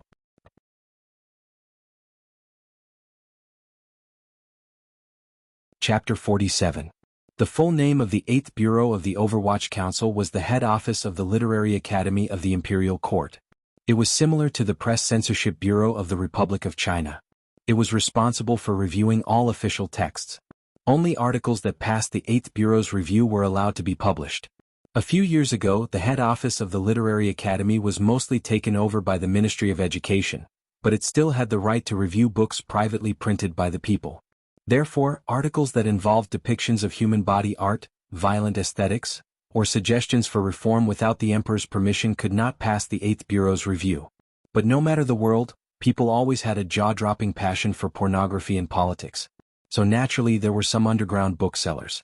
Generally, no bookseller dared to touch political books, but romantic novels such as The Pleasure Spell were printed in large quantities and sent to different cities through different channels to reach the hands of the citizens who needed them. The woman carrying the child was undoubtedly the last link in this distribution channel. Everyone in the capital was used to this kind of scene and no one made a fuss. Even the government turned a blind eye to it, let alone the people who benefited greatly from it. What did you say, master? The woman selling banned books obviously did not know about the wonderful existence of AV. Her eyes were wide open in a daze. Fan Xian smiled and asked, "What books do you have?" The middle-aged woman transferred the child to her other hand and took out a large book about 8 inches long. The pages were all red and it looked really good. Fan Xian was a little impressed. Holding a child and putting such a large book in her clothes did not break the corner. The most popular novel in the capital recently, the middle-aged woman said mysteriously. Fan Xian took the book. Of course, he would not take the woman's pretense of mystery seriously. He smiled and turned the page, and his expression suddenly became very interesting. There was no name on the cover of the book, but on the title page there were 4 big words, "I can't think of it." Flipping another page, he saw the following words, "Who knew that this wife was born with a strange hobby? Once a man gets close to her, he feels his muscles and bones soften, making him feel like he's lying on cotton." Fan Xian's mouth opened wide and he was speechless for a long time. He could tell at a glance what book it was. This was, of course, The Dream of the Red Chamber that he had copied for his sister. The passage on the title page was from the 21st chapter. It was about Xiao Ping-er's soft words to save Jiao Lian. It was about the story of Miss Duo. The middle-aged woman thought that this beautiful young man was moved. She laughed softly and said, "This is only one part of the story. The best part is yet to come." It was said that in his previous life, Fan Xian was always bedridden, and his body was inconvenient. Naturally, it was not convenient for him to trouble his nurse to flip through the book for him, so he could only read the chapter of Dream of the Red Chamber over and over again, reading it countless times. It was all because of Miss Duo's scholarly beauty that his brain was tired countless times. Today, in the middle of the bustling streets of the capital, Fan Xian suddenly saw this familiar passage. How could he not be shocked? He was deeply moved. But he did not understand. Only he and his sister knew about Dream of the Red Chamber. How could it have been printed into a book and sold on the streets? Fan Xian did not even bargain. He took out some silver and paid the bill. He did not feel the slightest pain. The silver had been earned from selling newspapers in Danzhou, and he had spent it extravagantly. After the middle-aged woman walked away with a face full of smiles, Fan Ruoruo led Fan Xizha to the front of the restaurant. Fan Xizha didn't have any dough figurines in his hands, but he did have a candy figurine that he was licking. "What were you doing just now?" Fan Ruoruo asked her brother with a smile. Without waiting for Fan Xian to answer, Fan Xizha sneered. "I saw it. He bought a book from that woman. He didn't even know how to avoid it. Instead, he bought such unsightly things on the street." Fan Ruoruo was startled. She didn't know what was going on. At that moment, Fan Xian wanted to find a place to ask his sister, so he didn't bother talking to the boy. Just then, Ting Zijing came out to report that the private room had been vacated. Fan Xian took Ruoruo's cold hand and walked upstairs. Fan Xizha was startled. He licked the candy figurine and quickly followed. There were many people in the restaurant, but the 3rd floor was very quiet. The private rooms were all booked. It seemed that Ting Zijing's ability to get a private room was not bad. Fan Xian felt that asking his father for him to come was indeed the right decision. Sitting at the table, Fan Xian glanced at Fan Xizha, whose eyes were rolling. He smiled and didn't avoid him. He handed the red page book to his sister. Fan Ruoruo frowned slightly and took it. As soon as she opened the title page, her eyes filled with shock. After flipping through it a few more times, she was even more shocked. She quickly turned her head and explained nervously, "Brother, this is the first time I've seen it too." Fan Xian smiled and comforted her. "I'm not blaming you." He had guessed long ago that his sister would have bound her copy of Dream of the Red Chamber into a book, and that she wouldn't be able to resist sharing it with her close friends. But he thought that Ruoruo's friends were probably the daughters of the royal family. Even if there was some circulation, there was no reason for it to spread to the outside world. It wasn't until today when he saw this book on the street that he realized that he had gone to another world, and that he had underestimated the power of the pirates. Fan Ruoro thought for a bit and remembered something. Last year, she had bound the first 68 chapters of Dream of the Red Chamber together and placed it under a hardwood in her room. One day, Imperial Prince Jing's daughter, Royal Princess Rojia, came to the estate to chat and happened to see this book. After she picked it up, she refused to let it go and said that she wanted to take it back to the estate. But in Fan Ruoro's heart, this was her brother's work. How could she dare to leave it outside the estate? What if she lost it? So no matter how much Royal Princess Rojia begged and even got angry, she didn't agree. In the end, it was Princess Consort Jing who thought of a way to have a female official come over and copy it for a few days. Now that things had come to this, Fan Ruoro couldn't stop her, so she let her be. Who knew that this book would spread from 1 to 10, 10 to 100, and eventually became a secret that everyone knew. It was secretly circulated among the manors of the princes and dukes. Then it spread to the market. No one knows that I wrote it, right? Fan Xian took the book and flipped through it. When he found that the author's name was Chao Shuachin, he felt slightly comforted. Fan Ruoro blamed herself. Brother, fame and fortune are like floating clouds. I accidentally spread this book, which is already a big mistake. How could I dare to reveal that this book was written by you? Fame and fortune are like floating clouds? Fan Xian smiled awkwardly and rubbed his little sister's head. However, he discovered that he had accidentally messed up the little girl's hair. He hurriedly apologized and explained, since I wrote it, naturally I was prepared to let the world see it. When he thought of the money he had spent earlier, he felt a bit of heartache inside. I just didn't expect that the pirated merchant would get the first drop of the soup. It's such a waste of money. The siblings talked for a while more, and the waiter began to serve the dishes, so they didn't mention it. At this time, the two of them noticed that Fan Xizha had suddenly broken free from the silence. He looked at Fan Xian with a bit of shock in his eyes. His speech was a bit unclear as he enviously said, "That book was written by you?"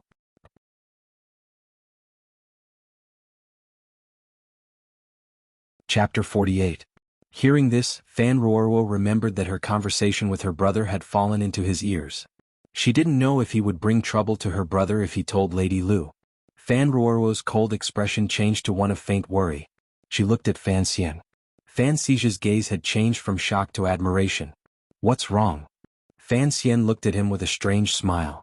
Fan Xizha finally couldn't stand the seemingly infinite tenderness in his gaze, which was actually infinitely cold. He trembled and said, "I'm just surprised that you wrote this book." Fan Xian was a little puzzled.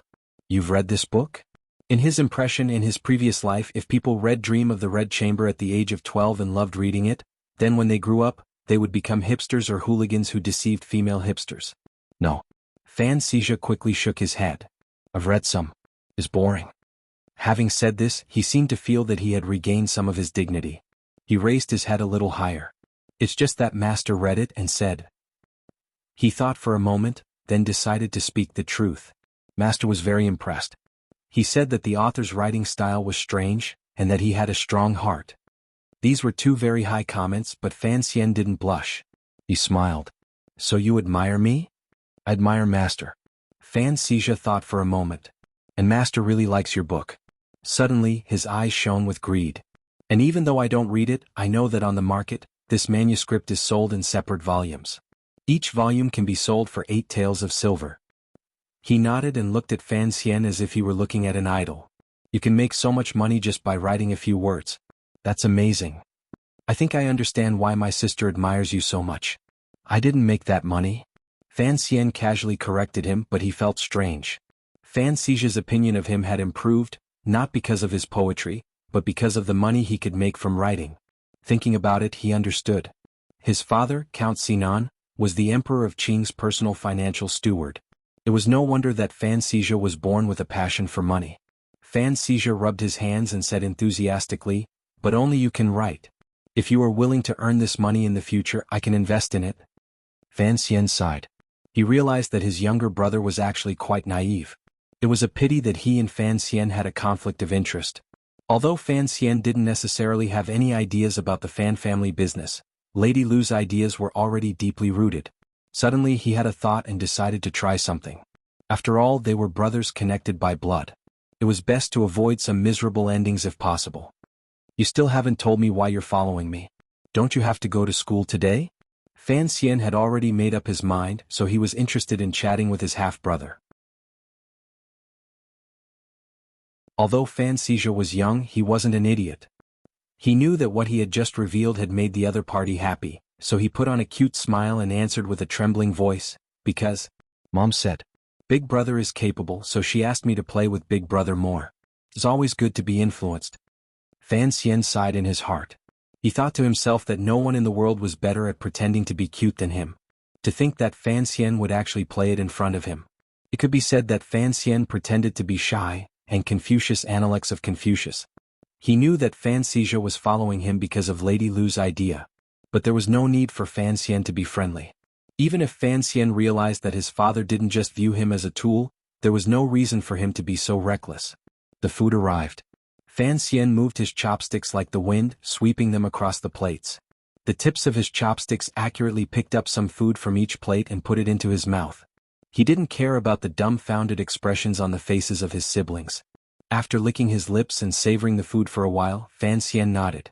The food in the capital is really good. Fan Ruoruo was very delicate. She casually ate some food then stopped. She turned her body sideways to read Dream of the Red Chamber. At the table, only Fan Xian and Fan Xizha were eating heartily. The more Fan Xizha ate, the more depressed he became. He was much fatter than Fan Xian, so why couldn't he eat as much or as fast as Fan Xian? The more Fan Ruoruo read, the more her brows furrowed. She realized that the bookseller's version of Dream of the Red Chamber wasn't much different from the one she had in her room. It was just that the first page of the title page had purposely extracted Lady Duo's words. She was afraid that the people who read the book in the capital would think that Dream of the Red Chamber was an obscene book. Fan Xian saw her expression and knew what she was angry about. He smiled and put his chopsticks on the side of the fish plate. This is just a marketing ploy. What's there to be angry about? The siblings' voices gradually grew louder. Fan Ruoruo vaguely guessed what marketing ploy meant, but Fan Xizha was confused. Take a book for example. Before people buy it, they will definitely flip through it to see what it's about. So the preface, postscript and the like must be clear. It doesn't necessarily need to be clear about the entire book, but it must be interesting.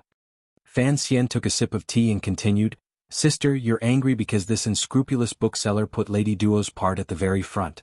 This part clearly doesn't explain the overall style of the story, but it can easily cause the common people to misunderstand and think that this story is about romance. Am I right? Fan Ruoruo opened her eyes wide and nodded. She thought to herself that such fragrant words were being sold as such filthy material. Shouldn't she be angry? But the bookseller must do this. Fan Xian looked at his sister's serious expression and couldn't help but laugh. If I were to do it, I would go even further than they did. This book has 10 chapters, so it should be printed on the title page of the book. Below each chapter, there should be a few lines of the most tempting words. That way it can make the reader's heart itch. They can only buy the book and read it carefully at home. Like what? Like something like Lady Duo.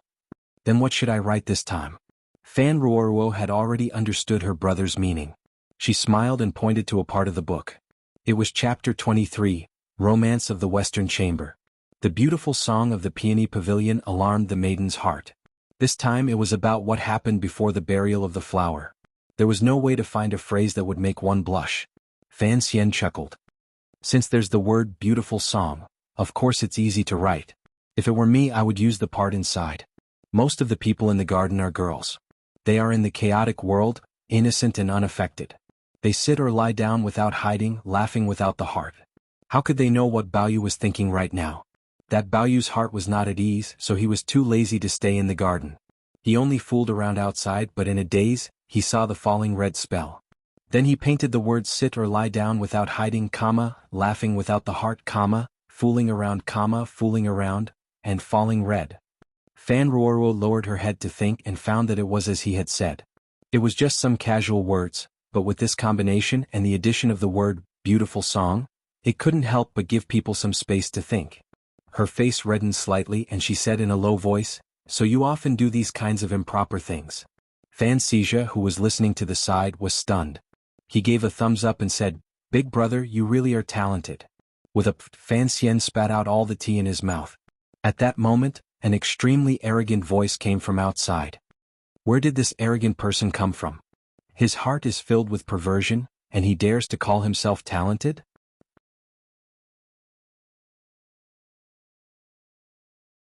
Chapter 49. The restaurant that the Fan siblings had chosen was called Wuxia Tavern. It was one of the wealthiest places in the capital, so every noon, there were always rich officials, scholars and beautiful women who came here to drink and chat.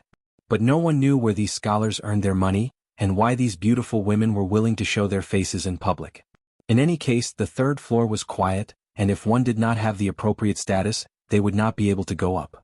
Because everyone knew that those who could sit at the table on the third floor of Wuxia Tavern were people of high status, there were very few conflicts. After all, the capital was not small, but there were many hidden connections in the officialdom. Who knew who was behind them? The one who had just spoken out to refute Fan Xian's theory of peddling things on the street was a true scholar. His name was He Zongwei, and he had always been famous for his talent. He was highly appreciated by the scholars in the capital, so he was a bit arrogant. A few days ago, He Zongwei was reading Dream of the Red Chamber at a friend's place. Although he was very dissatisfied with the meaning of the book, and didn't think there was anything special about the poems, he still admired the author's meticulous effort in writing hundreds of thousands of words. Today he had come to the restaurant and drunk 2 or 3 cups of yellow wine. He was slightly tipsy, but he heard a few ignorant youths in the room next door talking nonsense about Dream of the Red Chamber. His heart was filled with anger and he shouted these words. At that moment, the 3 Fan siblings had finished eating and were chatting over tea. Hearing this, Fan Xizha thought of his earlier boasting. He thought of how they had criticized Fan Xian and how he had lost face. He couldn't help but be angry. He was born into the Fan clan, and was extremely noble. He had always run amok on the streets, so he didn't want to be insulted by these pedantic scholars. He lifted the curtain and jumped into the hall on the 3rd floor. Fan Xian thought that since he had just entered the capital, it would be better to keep a low profile. He looked at his sister and asked for her opinion. Fan Ruoruo knew what he was thinking. She smiled and shook her head, indicating that Fan Xizha wouldn't go too far. Over the past 2 years, Fan Xizha had gradually grown older. Under Fan Ruoruo's advice, he had become more sensible. Smashing and robbing on the streets had basically disappeared, which was why Fan Xizha was so relaxed. Fan Xizha rushed into the hall and accurately picked out He Zongwei from the crowd. He walked over to the scholar and snorted. "Were you the one who said that? What if I was?" He Zongwei's skin was dark, and his face was prominent. He looked a bit ugly.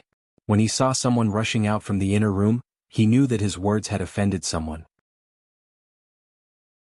However, when he saw the arrogant appearance of the rich and powerful son, his blood rushed to his head. He said coldly, "You're so young yet you speak so rudely. I wonder which family taught you." Although this gifted scholar he had a wide circle of friends in the capital, he had never met the 12-year-old Fan Xizha, so he was very courageous. Fan Xizha was just going to scold him a little, but when he heard the word, upbringing, he remembered how his mother usually scolded him. He shouted angrily, "You bastard, whose family are you?" He Zongwei had long forgotten his sister's teachings. He jumped up and slapped the man's face. He Zongwei had never expected that someone would dare to be so tyrannical in a place as elegant as Stone Tavern. He hurriedly took half a step back and dodged the slap. The green scarf on his head was torn and he looked a bit wretched. The people who sat at the same table as He Zongwei were all rather renowned scholars, and there was even a noble character among them. When he saw this situation, he couldn't help but be furious and said, "You dare to be so impudent in broad daylight? Do you still have any respect for the law?" "Law?" Fan Xizha snorted. "I am the law." Having said this, he clenched his fists and continued to punch He Zongwei. Suddenly, a hand reached out from the side and grabbed Fan Xizha's thin wrist. Fan Xizha felt as if his wrist was being held by a red-hot iron band. The pain seeped into his bones. He couldn't help but cry out. "Why aren't you helping me?" he scolded. His bodyguard moved forward to help, but unexpectedly his figure swayed. 2 palms landed on his chest and abdomen and he retreated. The one who had grabbed Fan Xizha's wrist was the bodyguard of the gloomy man at the table. This bodyguard looked ordinary, but his eyes shone brightly. He was clearly an expert. "Throw this child away. Don't let him disturb Zongwei's mood," ordered the gloomy man. The expert waved his arm and Fan Xizha was thrown away like a little chick. Fan Xian had thought that Fan Xizha would at most argue a little. How could he have known that, in the blink of an eye, the situation had become so serious? But he remembered that his younger brother was young and arrogant. Although Ruoruo said that he had restrained himself, he still couldn't shake off his little debauchee aura. so he thought it would be fine to let him suffer a little. But he had never expected that there would be a master among them, and that this master would be so ruthless. There was a hidden force hidden in that throw. If it wasn't careful, he would end up with broken bones and vomiting blood. No matter how unbearable Fan Xizhi was, it was a bit too much to use such a method on a 12-year-old child. Somehow Fan Xian was already outside the door. With a flick of his wrist, he had already grabbed Fan Xizhi by the collar. Then he used the momentum to turn his body. His right hand twisted clockwise, and Fan Xizhi began to spin in a circle. 1 circle, 2 circles, 3 circles. Fan Xizhi's body stopped spinning. His eyes were wide open, and it seemed that he still didn't know what had happened. Fan Xian let go of his hand and with a bitter smile, handed the still dizzy Xizhi to Ruoruo. He stepped forward, looked at the expert and said softly, "My younger brother is young and offended him. But for you to be so heavy-handed, you have gone too far." The people at the table with the scholar snorted. They didn't know what to say. After all, what the scholar said was true. Only the gloomy young man drank his wine with some self-restraint. He didn't even look at Fan Xian. After straightening his headscarf, he Zhongwei felt that he was in a sorry state. Looking at the beautiful face of the young man in front of him, he felt an inexplicable anger. It seemed that even his smile was repulsive. He said hatefully, "Such a naughty and mischievous child. Why not punish him a little?" Fan Xian ignored him. He smiled warmly at the expert and then took 2 steps forward. The expert, who had seen Fan Xian twist his wrist and draw a circle to dissipate the force, couldn't help but feel that he was a bit unfathomable. He frowned slightly, and as if to show weakness, he followed Fan Xian's steps and took 2 steps back. The two of them took 2 steps back, and the figure of Fan Ruoruo, who was wearing a full veil, was revealed. Fan Ruoruo was famous in the capital, and the people in the restaurant had long heard of her name. A few of them had even seen her from afar at the prince's poetry competition. Among them were some of the children of high-ranking officials. They were all surprised and greeted her from a distance. It was only now that the people at the table facing Fan Xian knew who the troublemaker was. They couldn't help but feel a bit anxious. When he Zhongwei saw Fan Ruoruo, his expression changed slightly as if he wanted to say something.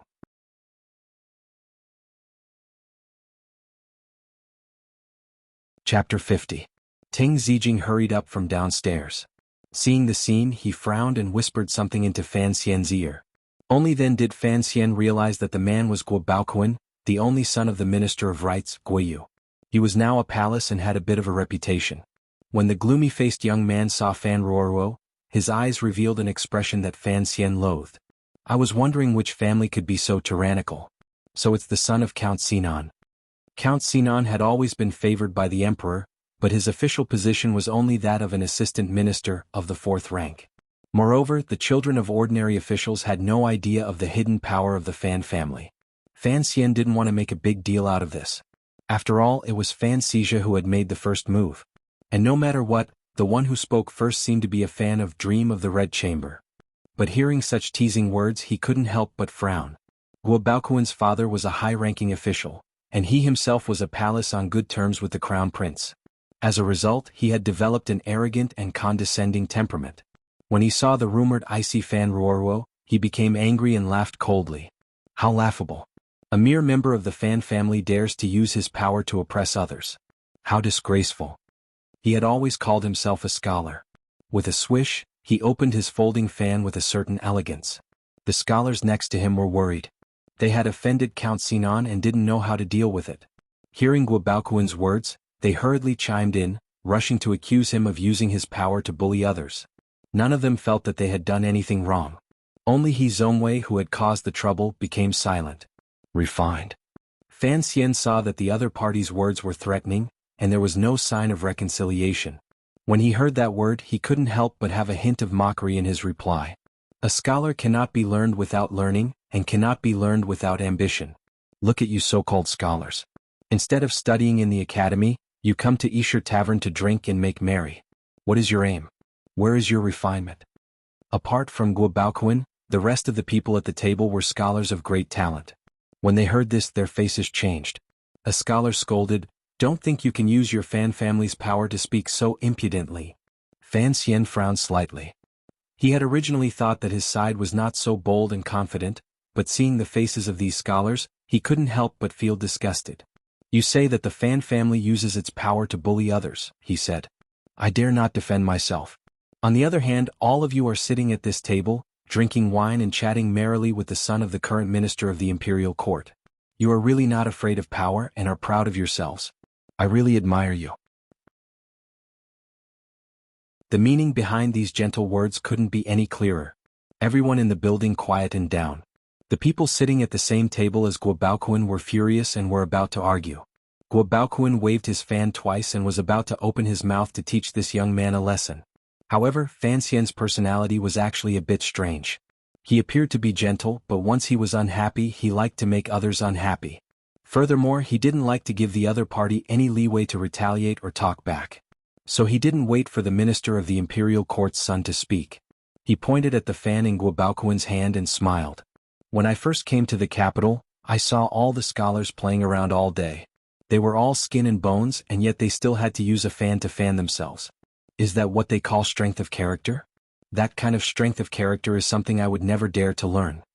Guo Baoquan had been in and out of the royal palace and was friends with the crown prince. He had never been treated like this. He was so angry that he put away the fan in his hand and slammed it on the table. He was so angry that his whole body shook and he couldn't speak. After the kingdom of Qing was ruled by martial law, it placed great importance on the literary style. Young scholars were everywhere in the capital, and at least 70 to 80% of the people in Yisher Tavern were scholars.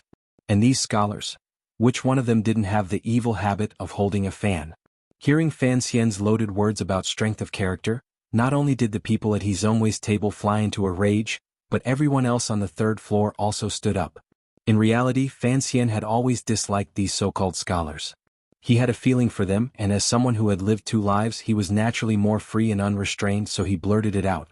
But now, seeing the strange atmosphere in the tavern, he realized that he seemed to have angered everyone. But there was nothing to be afraid of. He smiled and cupped his hands in salute.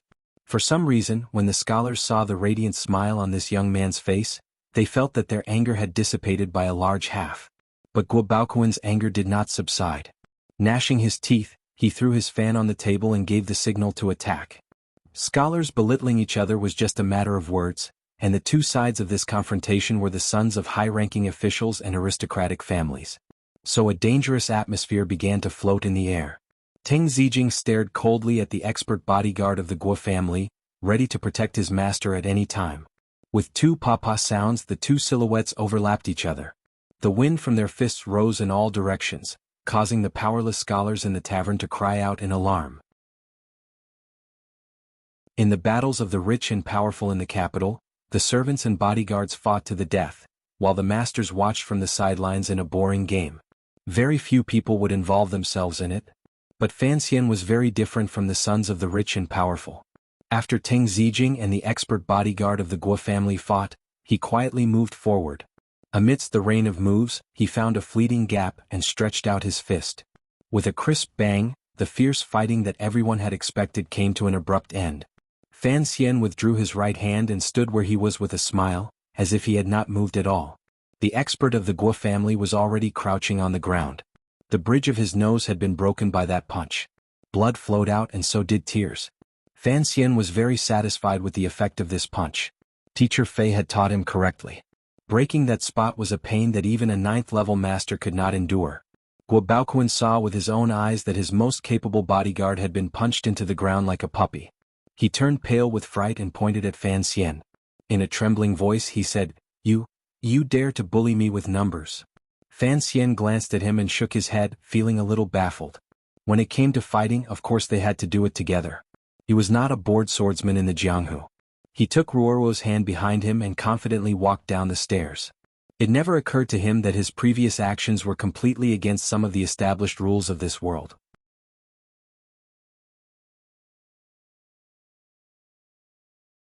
Chapter 51. Everyone in the building was dumbstruck and speechless. They had seen fights before, but they had never seen a son of a noble family enter the fray. Even if someone had been lucky enough to see such a rare scene, they had probably never seen such a fair and square 2-on-1 fight. Even Teng Zijing was a little depressed. Although he was much weaker than the master of the Guo family, the young master's actions had made him lose face. Suddenly his heart skipped a beat. He thought of the comical scene from before, How could the young master see through such a complicated situation so clearly? Furthermore, that punch seemed to be messing around, but in reality the power and angle were terrifyingly accurate. When he looked at Fan Xian again, there was a hint of awe and amazement in his eyes. Under the watchful eyes of the crowd, the Fan family was about to go downstairs when a private room in the corner of the building was pushed open. A few people came out, presumably having heard the argument outside and had come out to see what was going on. One of them, dressed in luxurious clothing, looked at Fan Ruoruo and his eyes brightened. He came forward and bowed. "Sister Ruoruo, it's rare to see you out of the manor." The newcomer was handsome, with thick eyebrows and clear eyes, a straight nose and thin lips. He looked like a fine man. Fan Ruoruo bowed in surprise. "The Crown Prince is here too." She quickly introduced Fan Xian to the man. Fan Xian had not expected this to be the Crown Prince of Prince Jing, who was on good terms with his family. Prince Jing and the Fan family had always been on good terms, so he had a good understanding of their family. As soon as Fan Ruoruo introduced him, the Crown Prince immediately guessed who Fan Xian was, and couldn't help but feel slightly surprised. He saw that Fan Xian's speech was neither servile nor overbearing, and that there was an indescribable self-confidence in his bones. The smile on his face was warm and amiable, and he couldn't help but feel very comfortable. At that moment, the palace, Guobaoquan, also came to pay his respects to the Crown Prince. Someone else told the Crown Prince about the small conflict between the Gua and Fan families. After hearing this, the Crown Prince was greatly interested. He asked Fan Xian, "Brother, you seem to have a problem with scholars." "Everyone can study and everyone is a scholar," Fan Xian replied, bowing to the Crown Prince. In his mind, there was no concept of class division in this era, and he didn't think that reading a few stereotyped sentences would make him a person who transcended the common people of industry and commerce. "I also study. How would I dare to have an opinion about scholars? It's just that," he smiled and continued, "I just have a problem with the so-called gifted scholars." As soon as he said this, everyone in the building revealed a curious expression. They wanted to see what this disciple of a noble family who used black boxing would say. Even the Crown Prince asked with great interest, "Brother, why do you look down on the so-called gifted scholars?" The Crown Prince was rather polite, but because Fan Xian had not formally acknowledged his ancestry, he could only call him brother and not mention anything else. At least he did not mention his surname. Fan Xian understood the rules of this society very well, and was not angry at all. He smiled and explained, "The reason why I have a problem with scholars is because I feel that there is something wrong with the way things are nowadays. It seems that if a scholar is willing to go to a brothel, he will become a scholar. I'm afraid this scholar has too much cosmetics and too little scholarly air. It won't be beneficial to the country, but it will benefit those women instead." Although his words were somewhat bitter, they were not malicious. It sounded more like a joke. The Crown Prince's heir laughed and the people in the restaurant also laughed. This matter was considered to have been resolved. After all, in the eyes of others, this young master of the Fan family who had come out of nowhere, seemed to have some friendship with the Crown Prince. As for Guobaoquan's side, it seemed that they were no match for Fan Xian in a fight, and they were no match for him in an argument either. They could only reluctantly drop the matter. The Crown Prince invited Fan Xian in for a drink, but Fan Xian politely declined on the pretext of returning to his manor. They only agreed to meet again the next day, and the Fan family left the restaurant. Just as they left the restaurant and were about to get into the carriage, the scholar named He Zongwei hurried down. He looked into Fan Xian's eyes and very sincerely thanked him. "What are you thanking me for?" Fan Xian asked with a smile. He Zongwei replied with a smile, "I have always looked down on the rich and powerful, and I have always prided myself on this. Today you have pointed it out and I now know that I just like this feeling. Deep in my bones I can't get rid of those stereotypes." Fan Xian frowned slightly. He felt that this person's attitude had changed a little too quickly. Although he did not like this seemingly honest scholar, the reason for the conflict was that the other party was fighting for him, the author of Dream of the Red Chamber. Therefore he smiled and explained, "Everyone has a cowardly part in their bodies. It's just that they need certain things to force this part out. This is the so-called small part under the scholar's robe. Today I was just speaking nonsense. I hope you don't take offense." The small part under the scholar's robe? Izongwei seemed to be thinking about something. He came to his senses and bowed deeply to Fan Ruoro, who was standing next to Fan Xian. He then turned around and went upstairs without looking back. Fan Xian saw that the dark-skinned scholar's face seemed to be a little red, and only then did he know what was going on. He looked at his sister with a face full of ridicule, but Fan Ruoruo's face was calm, as if the dark-skinned scholar had never been there. Knowing that He Zongwei's love was unrequited, Fan Xian did not have much sympathy. In his plans, his sister's future husband did not necessarily have to be a noble, but he had to be someone that his sister liked. After Fan Xian left, Guo Baoquan, He Zongwei and the other scholars at the table also left the building. The third floor of the Stone Tavern gradually returned to normal, but the guests at the other tables were still talking about the young master from Fan Manor. They had never heard of such a person in Count Sinan's household, and they all guessed that he was a cousin of Miss Fan. Crown Prince Jing naturally knew of Fan Xian's identity, but he could not speak to the idle people outside the room. He poured himself a cup of wine and slowly drank it. He faintly sighed. Everyone says that the Crown Prince loves literature, and often associates with the upper class. Now it seems that among the people he associates with, there is not a single decent talent. An advisor pondered for a moment. He Zongwei is a student of Tseng Wenxiang. He will definitely pass the imperial examinations next year. I wonder what he is like. Crown Prince Jing shook his head. This He Zongwei is talented, but his temperament is. He had actually heard the conversation outside from the side room. At this time he thought of the comment about his strength of character. He laughed and said, "His strength of character is indeed lacking." The advisor also laughed. That illegitimate child that Master Fan has been hiding for over 10 years is quite interesting. Crown Prince Jing patted the fan in his hand. He was about to praise Fan Xian when he suddenly remembered Fan Xian's teasing words. He quickly put the fan back on the table and laughed. That Guo Baoquan relies on his father's power, and because he is on good terms with the Crown Prince, he does not care about Fan Manor. It is not easy for such a mediocre person to survive until now.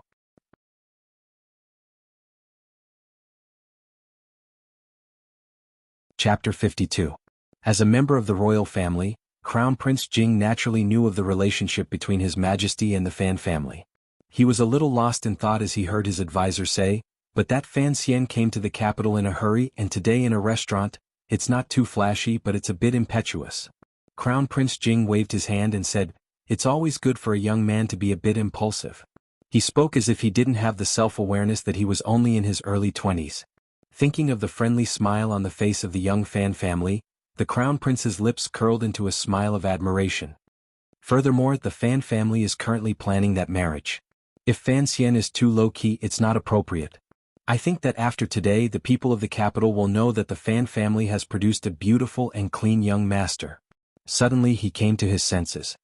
He slapped his forehead and said with a smile, "When I asked you to be my advisor, we agreed that you were only allowed to help me with my affairs. My father is an idle prince who doesn't care about politics. As his son, I can't be disobedient. Come, come, come." He called out to the people at the table and began to drink. Everyone at the table quickly responded, but in their hearts they were thinking, if you are really willing to be an idle prince, then why are you so close to the Fan family, and why are you so close to the second prince? After getting into the carriage it was quiet all the way. After a while Fan Ruoruo burst into laughter. Fan Xian asked curiously, "What's so funny?" Fan Ruoruo put her hand on her chest and breathed lightly. After a while she said, "I'm thinking about what you said earlier. It's really mean." "What did you say?" Fan Xian felt that he had said too much in the restaurant today, completely violating his principles of being low-key. He felt that it was inappropriate. "Is that line? Every day they play around, they're all skin and bones and they still use a fan to fan themselves. Is that what they call strength of character?" Fan Ruoruo imitated his tone and couldn't help but purse her lips and laugh. Fan Xija also laughed foolishly, but found that the other two people in the carriage weren't paying much attention to him. Fan Xian laughed bitterly. Strength of character is excellent, but it's not something that only scholars have. Previously, when I saw those so-called scholars looking up at the sky with their nostrils up, I was annoyed. Each and every one of them ate their fill all day long and only knew how to talk and cause trouble. If you have the guts, don't take the imperial examinations and don't sit with that Guoshuahua. When it comes to matters of power and nobility, we should knock them down and step on them. Just putting on a pose really doesn't have any future. Hearing this, Fan Ruoruo couldn't help but laugh. Her brother's tone was different from everyone else's in this world. Perhaps only she could understand the meaning behind it. Just now Crown Prince Jing was next to us. Older brother must have had some reservations when speaking. Fan Ruoruo really wanted to know what her older brother truly thought of these scholars. No, but my tone is much more gentle. Fan Xian smiled. I'm not opposed to places like brothels, and I don't think a gifted scholar can't go there. But I've always felt that a brothel customer is a brothel customer. If he goes to a brothel and still wants to pretend to be a scholar, then he's just like a prostitute, extremely hypocritical. In her mind, her brother was a true scholar. Didn't his words include himself? Fan Xian laughed. There are no outsiders here. He suddenly looked at his sister. Remember, girl. Marry anyone but don't marry a scholar. Fan Xian laughed. After all, there are no outsiders here. He suddenly looked at his sister seriously. Remember, girl. Marry anyone but don't marry a scholar. Fan Xian laughed. There are no outsiders here. He suddenly looked at his sister. Remember, girl. Marry anyone but don't marry a scholar. That he's Zongwei, what is he doing now? Fan Xizhi rushed to answer. He's a student of the Imperial College. He comes from a poor family, but it is said that he is a student of scholar Tseng Wenxiang of the Library of the Virtuous. He's always had a bit of a reputation and he's composed a few poems. Everyone expects him to be in the top 3 in next year's imperial examinations. Fan Xian frowned and said to his sister. He looks honest, but he's actually very patient and good at acting. I don't like people with that kind of personality. You have to be careful in the future and try not to interact with him. Ruoruo nodded without hesitation. In her mind, Fan Xian was her brother, her teacher, and the person she could rely on the most. Fan Xian was thinking about that dark-faced scholar called He Zongwei. Since he was already a famous scholar in the capital, if he wanted to join a noble family, he should have many options. If it wasn't for his sister, he wouldn't have had to jump out earlier. Was he trying to leave a good impression? Fan Xian's lips curled into a smile. To be able to discover his identity and position in Ruoruo's heart in such a short time, it seemed that this so-called scholar was not simple. He turned his head and saw Fan Xizhi, who was leaning against the window looking out. Fan Xian felt a slight chill in his heart. He said to Ruoruo, go back to the manor with him later. I'm going to walk around the capital for a while. Fan Xizhi turned his head from the window, his face a little blank. Fan Xian looked at his face and thought of how he had faced assassination attempts when he was 12 years old. He also thought of the fact that the man was only a 12-year-old child and had been dragged into these dangerous things. He couldn't help but sigh. You're so young. I really don't know what to say. Fan Xizhi hid behind his sister in fear. He had always been bold, but for some reason, every time he saw the gentle smile on Fan Xian's face, he felt a little afraid. What are you talking about? Fan Xian had originally thought that the conflict in the restaurant had been deliberately provoked by the young man in front of him in order to expose a very bad side of himself in front of Crown Prince Jing. He knew that the opinion of Crown Prince Jing would play a role in the future inheritance of the Fan Manor, because he was the one who had chosen the restaurant, and he was the one who had caused the trouble. But now, seeing the blank expression on Fan Xizhi's face, he couldn't help but doubt his own judgment. Could it be that everything that had happened in the restaurant was just a coincidence? The carriage slowly moved forward. Fan Xian knew that of the 6 guards who had accompanied him and his sister, at least 2 of them were from the Lu family, so he didn't say anything. Fan Ruoruo had been calm the whole time. She lowered her head in silence, thinking of the things that had happened at home and feeling a little depressed. The carriage arrived at the main street in front of the Fan Manor. Ruoruo led her brother back to the manor, while Fan Xian continued his one-day tour of the capital. Fan Ruoruo had wanted to go with him, but thinking of what he had to do later, he could only smile and decline. He looked at Fan Xizhi again and told him not to tell anyone about Dream of the Red Chamber, but he wasn't sure if he would listen. Teng Zijing sat in the carriage looking at his young master. He didn't know when, but Teng Zijing had decided that he would have a bright future if he followed this 16-year-old young master. Perhaps it was because the spring in Danzhou made one's imagination go wild, or perhaps he had been influenced by the young man in front of him, or perhaps the 2 of them had reached some sort of agreement. Fan Xian thought for a moment, then rested his chin on his hand. I asked my father to bring you here.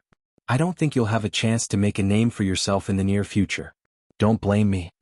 Teng Zijing smiled and replied respectfully, young master is not an ordinary person. Of course, following the young master will bring benefits. Fan Xian laughed. What's so unusual about me? Earlier in the restaurant, I was just like any other ignorant teenager, spitting all over the place. Teng Zijing tried to figure out what Fan Xian meant and carefully replied, young master, I understand what you're saying. I don't think this has anything to do with the young master. The carriage had already stopped, and a cool breeze blew in through the curtains, making one feel refreshed. Fan Xian looked at Ting Zijing and said gently, "I also hope this has nothing to do with him."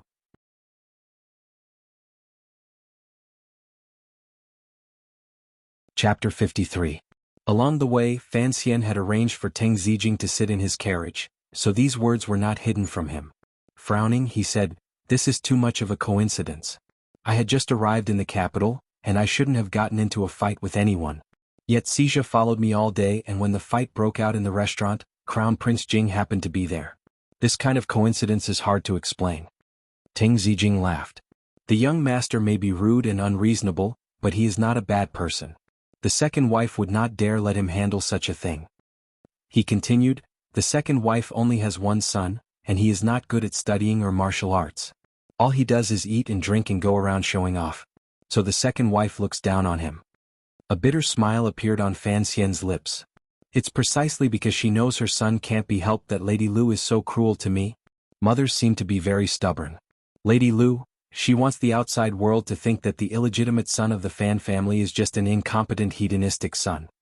Ting Zijing said, "Perhaps you don't know this, but whenever the young master goes out, he always causes trouble. So the second wife has him follow you out. She doesn't need to make any arrangements and you will naturally get caught up in the fight." "So you mean that if I go out with him, I will naturally become a hedonistic son in the eyes of the world?" "Correct." Ting Zijing smiled. "The second wife's idea is simple, but it seems to be very effective." Fan Xian laughed. "This Lady Lu is very interesting. She actually thinks that Xia is a black ink pot, and that she might as well mix them together. Interesting. I just didn't expect Crown Prince Jing to be in the restaurant," Ting Zijing replied. Ting Zijing replied, "Young master, you handled the situation appropriately. Although your words seem to have offended some of the scholars, all scholars are proud and aloof. The people of the capital may think that you are arrogant, but it is better than thinking that you are incompetent. Is creating public opinion really that important?" Fan Xian laughed. "Is the Fan family really that popular? Is Lady Lu really that simple-minded as a pure woman?" He looked at Ting Zijing. "These are all problems, but they are not my problem." Ting Zijing asked curiously, "Young master, what is your problem?" Fan Xian's beautiful face was distressed. "My problem is, to this day I still don't know what my fiancée looks like, and whether or not she's really sick to death." The carriage stopped at an alley on the side of Tianhe Street. Looking into the distance, the government offices of the various departments were still open for business. The eaves of the buildings were like phoenixes pointing to the sky. At the furthest point there was a square house with nothing special, standing there looking very gloomy. Fan Xian did not let Ting Zijing follow him. Although it seemed that Ting Zijing had already made up his mind to bet his future on Fan Xian knew that he was not Song Qili. He did not have the ability to subdue people. After all, Ting Zijing was his father's personal follower, so there were some things that Fan Xian could not let him know. In front of a stall selling Tonghulu, he confirmed the location of the Overwatch Council. He bought a stick and chewed on it as he walked, chewing on it until his teeth were about to fall off. It was so satisfying. Passing by a bookstore, he walked in and looked around. He found that it was filled with historical collections that had been read countless times. He called over the clerk and asked in a low voice, "Do you have Story of the Stone?" A strange smile appeared on the clerk's face and he replied in a very low voice, "Please follow me, sir." There was no need to avoid people. In a small compartment next to the main hall, the clerk took out a set of books and handed them to Fan Xian. Fan Xian took a look. It was exactly the same as the one he had bought from the auntie earlier that day. He nodded in satisfaction and paid for the book. "Leave the books here. Someone from Fan Manor will come to pick them up later." The first book had already been taken back to Fan Manor by his sister. These books were too heavy for him, so Fan Xian planned to have the servants come to pick them up later. The clerk was troubled. Which Fan Manor? Count Sinan's manor. Fan Xian wondered if there were more Fan Manors? He really didn't know. The Fan clan was a large clan in the capital, and Count Sinan was only a concubine. It was only in the last decade or so that because of the old lady, they had flourished and become the most famous of the Fan clan. The clerk replied respectfully, wrapped up the books and put them on the counter. Fan Xian casually asked a few more questions about how the book was selling. After getting the answers, he cursed the bootleg bookseller in his heart. Seeing that the customer did not leave immediately after buying the books, the clerk could only smile and chat with him. During this question and answer, The tip of Fan Xian's ears moved imperceptibly. As he smiled and chatted with the clerk, he slowly circulated his jinqi. His hearing suddenly became more acute, and he immediately found the sound he was looking for in the quiet environment of the bookstore. Their breathing was different from that of the common people. The breathing sounds were long and distant, and it was obvious that they were people with jinqi. Fan Xian knew that these were people sent by his father to protect or monitor him, and he frowned. The clerk saw the customer suddenly frown. Although he felt that the frown of this beautiful young man was also very beautiful, he thought that he had said something wrong and couldn't help but feel uneasy. Leaving the bookstore through the back door, Fan Xian confirmed that he had successfully shaken off the two attendants behind him. He felt a little proud of himself thinking about the things he had learned from Fei Jia when he was young. Apart from using poison, he had also learned anti-stalking skills. They had finally come in handy. He followed the crowd on Qinhe Street, walking along the flagstones, looking at the buildings on both sides of the street. These buildings were ancient, especially in front of them. On each side of the road was a gentle stream of water. If one wanted to get to the yamen from the road, they would have to cross the small wooden bridge over the stream. The water was as smooth as a mirror, reflecting the shadow of the bridge and the branches of the green trees that stretched over the water. It looked very serene and beautiful. Occasionally, petals from the peach blossom bushes in the distance would be blown off by the wind, floating on the water. He walked along the side of the road, looking at the falling water under his feet. A satisfied smile appeared on his lips. In the few days he had been in the capital, he had always thought about complicated things. It was a far cry from his original intention of experiencing life, and his mind was a little tired. Now that he had been refreshed by the capital's spring scenery, he suddenly felt much better. Arriving at the entrance of the Overwatch Council, Fan Xian frowned as he looked at the limestone building. He felt that this yamen was a little too ugly, and did not match the antique buildings around it. But when he thought of Fei Jia's ugly face, he had no choice but to admit it. It was true that the building suited the person. Walking into the building, Fan Xian found it strange that the officials and passers-by all around him were looking at him. Or rather, they were looking at him with strange eyes. He carefully looked at himself to make sure that there was nothing that could attract attention, and then he raised his head, but the curious gazes around him did not change.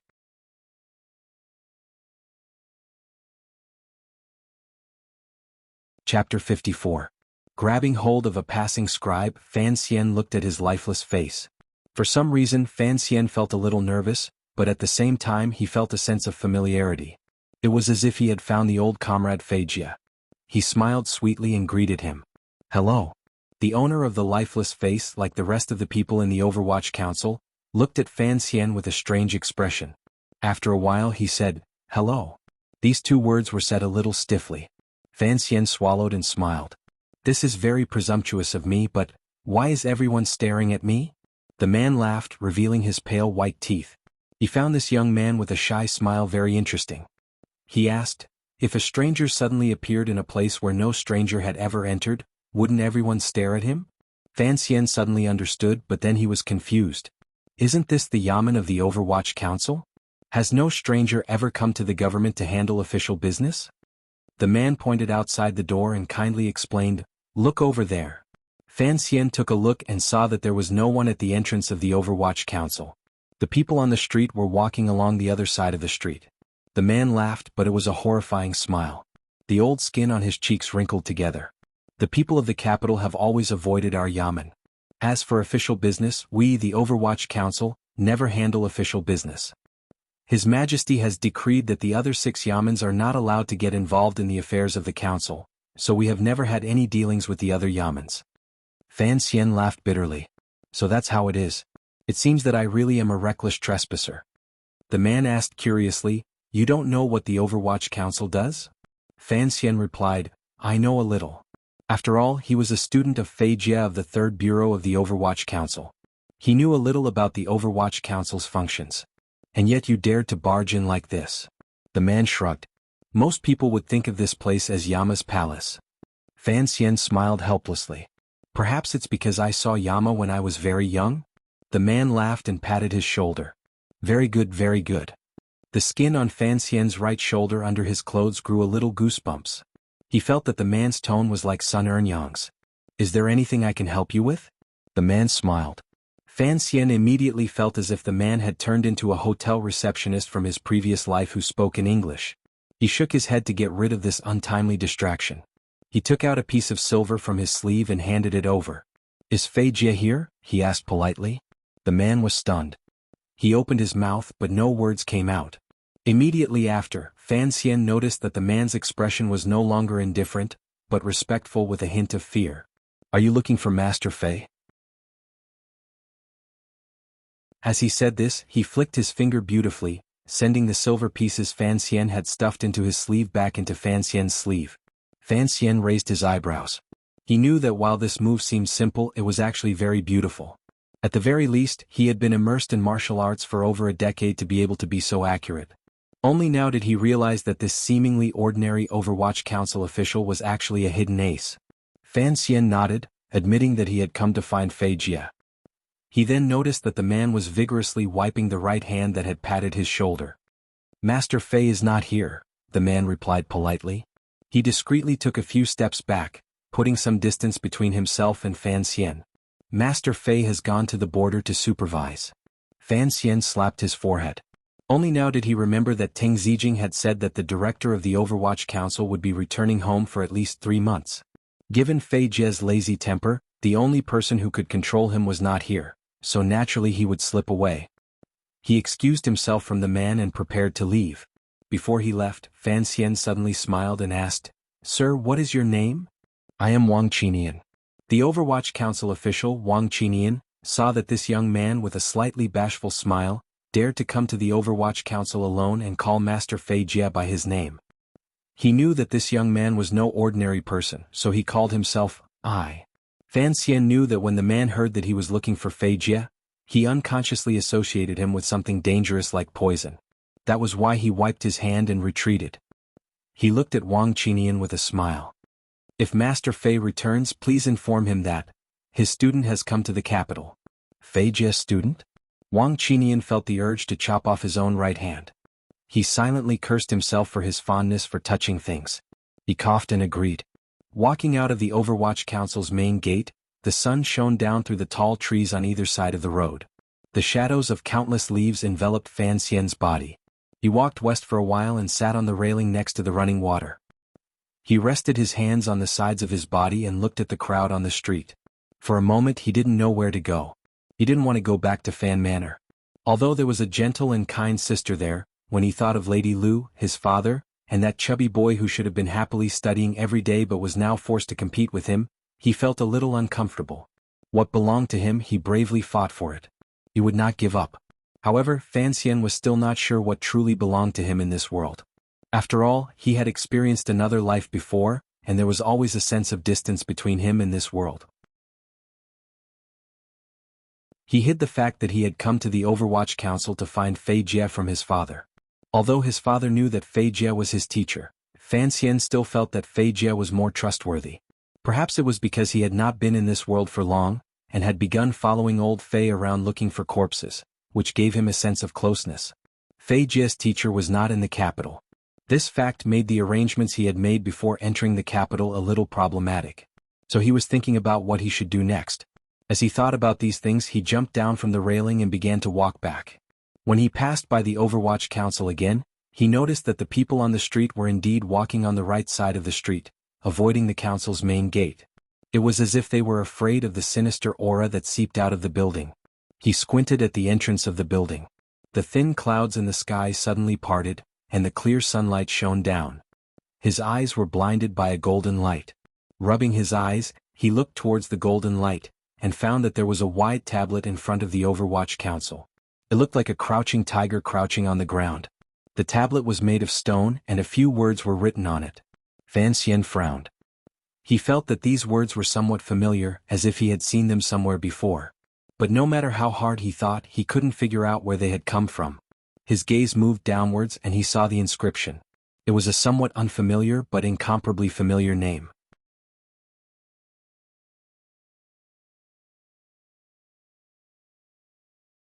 Chapter 55.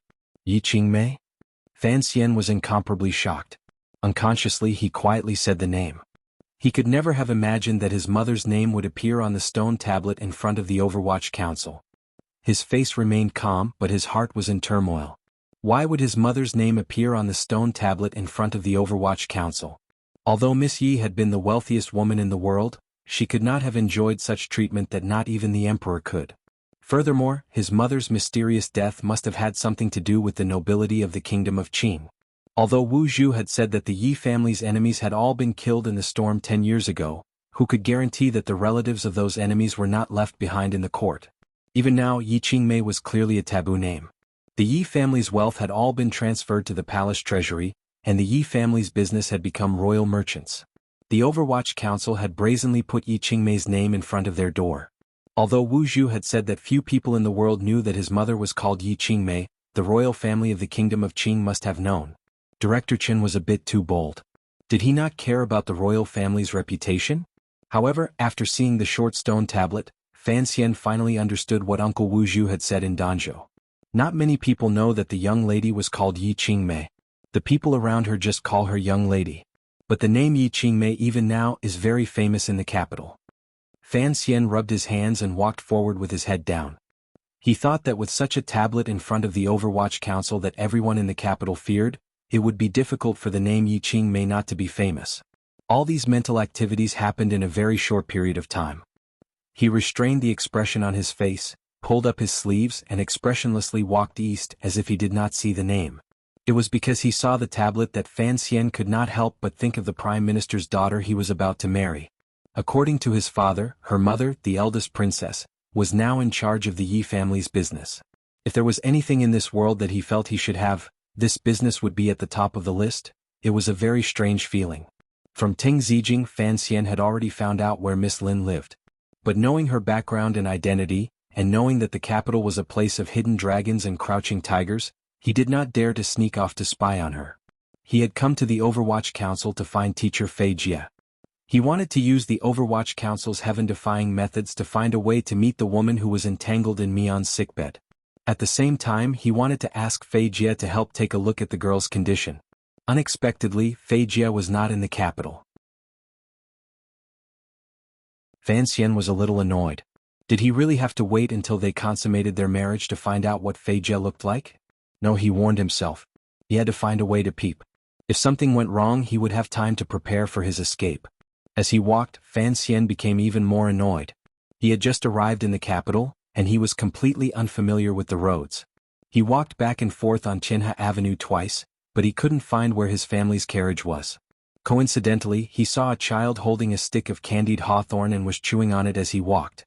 Taking a whiff of the sweet smell, Fan Xian felt it to be very familiar.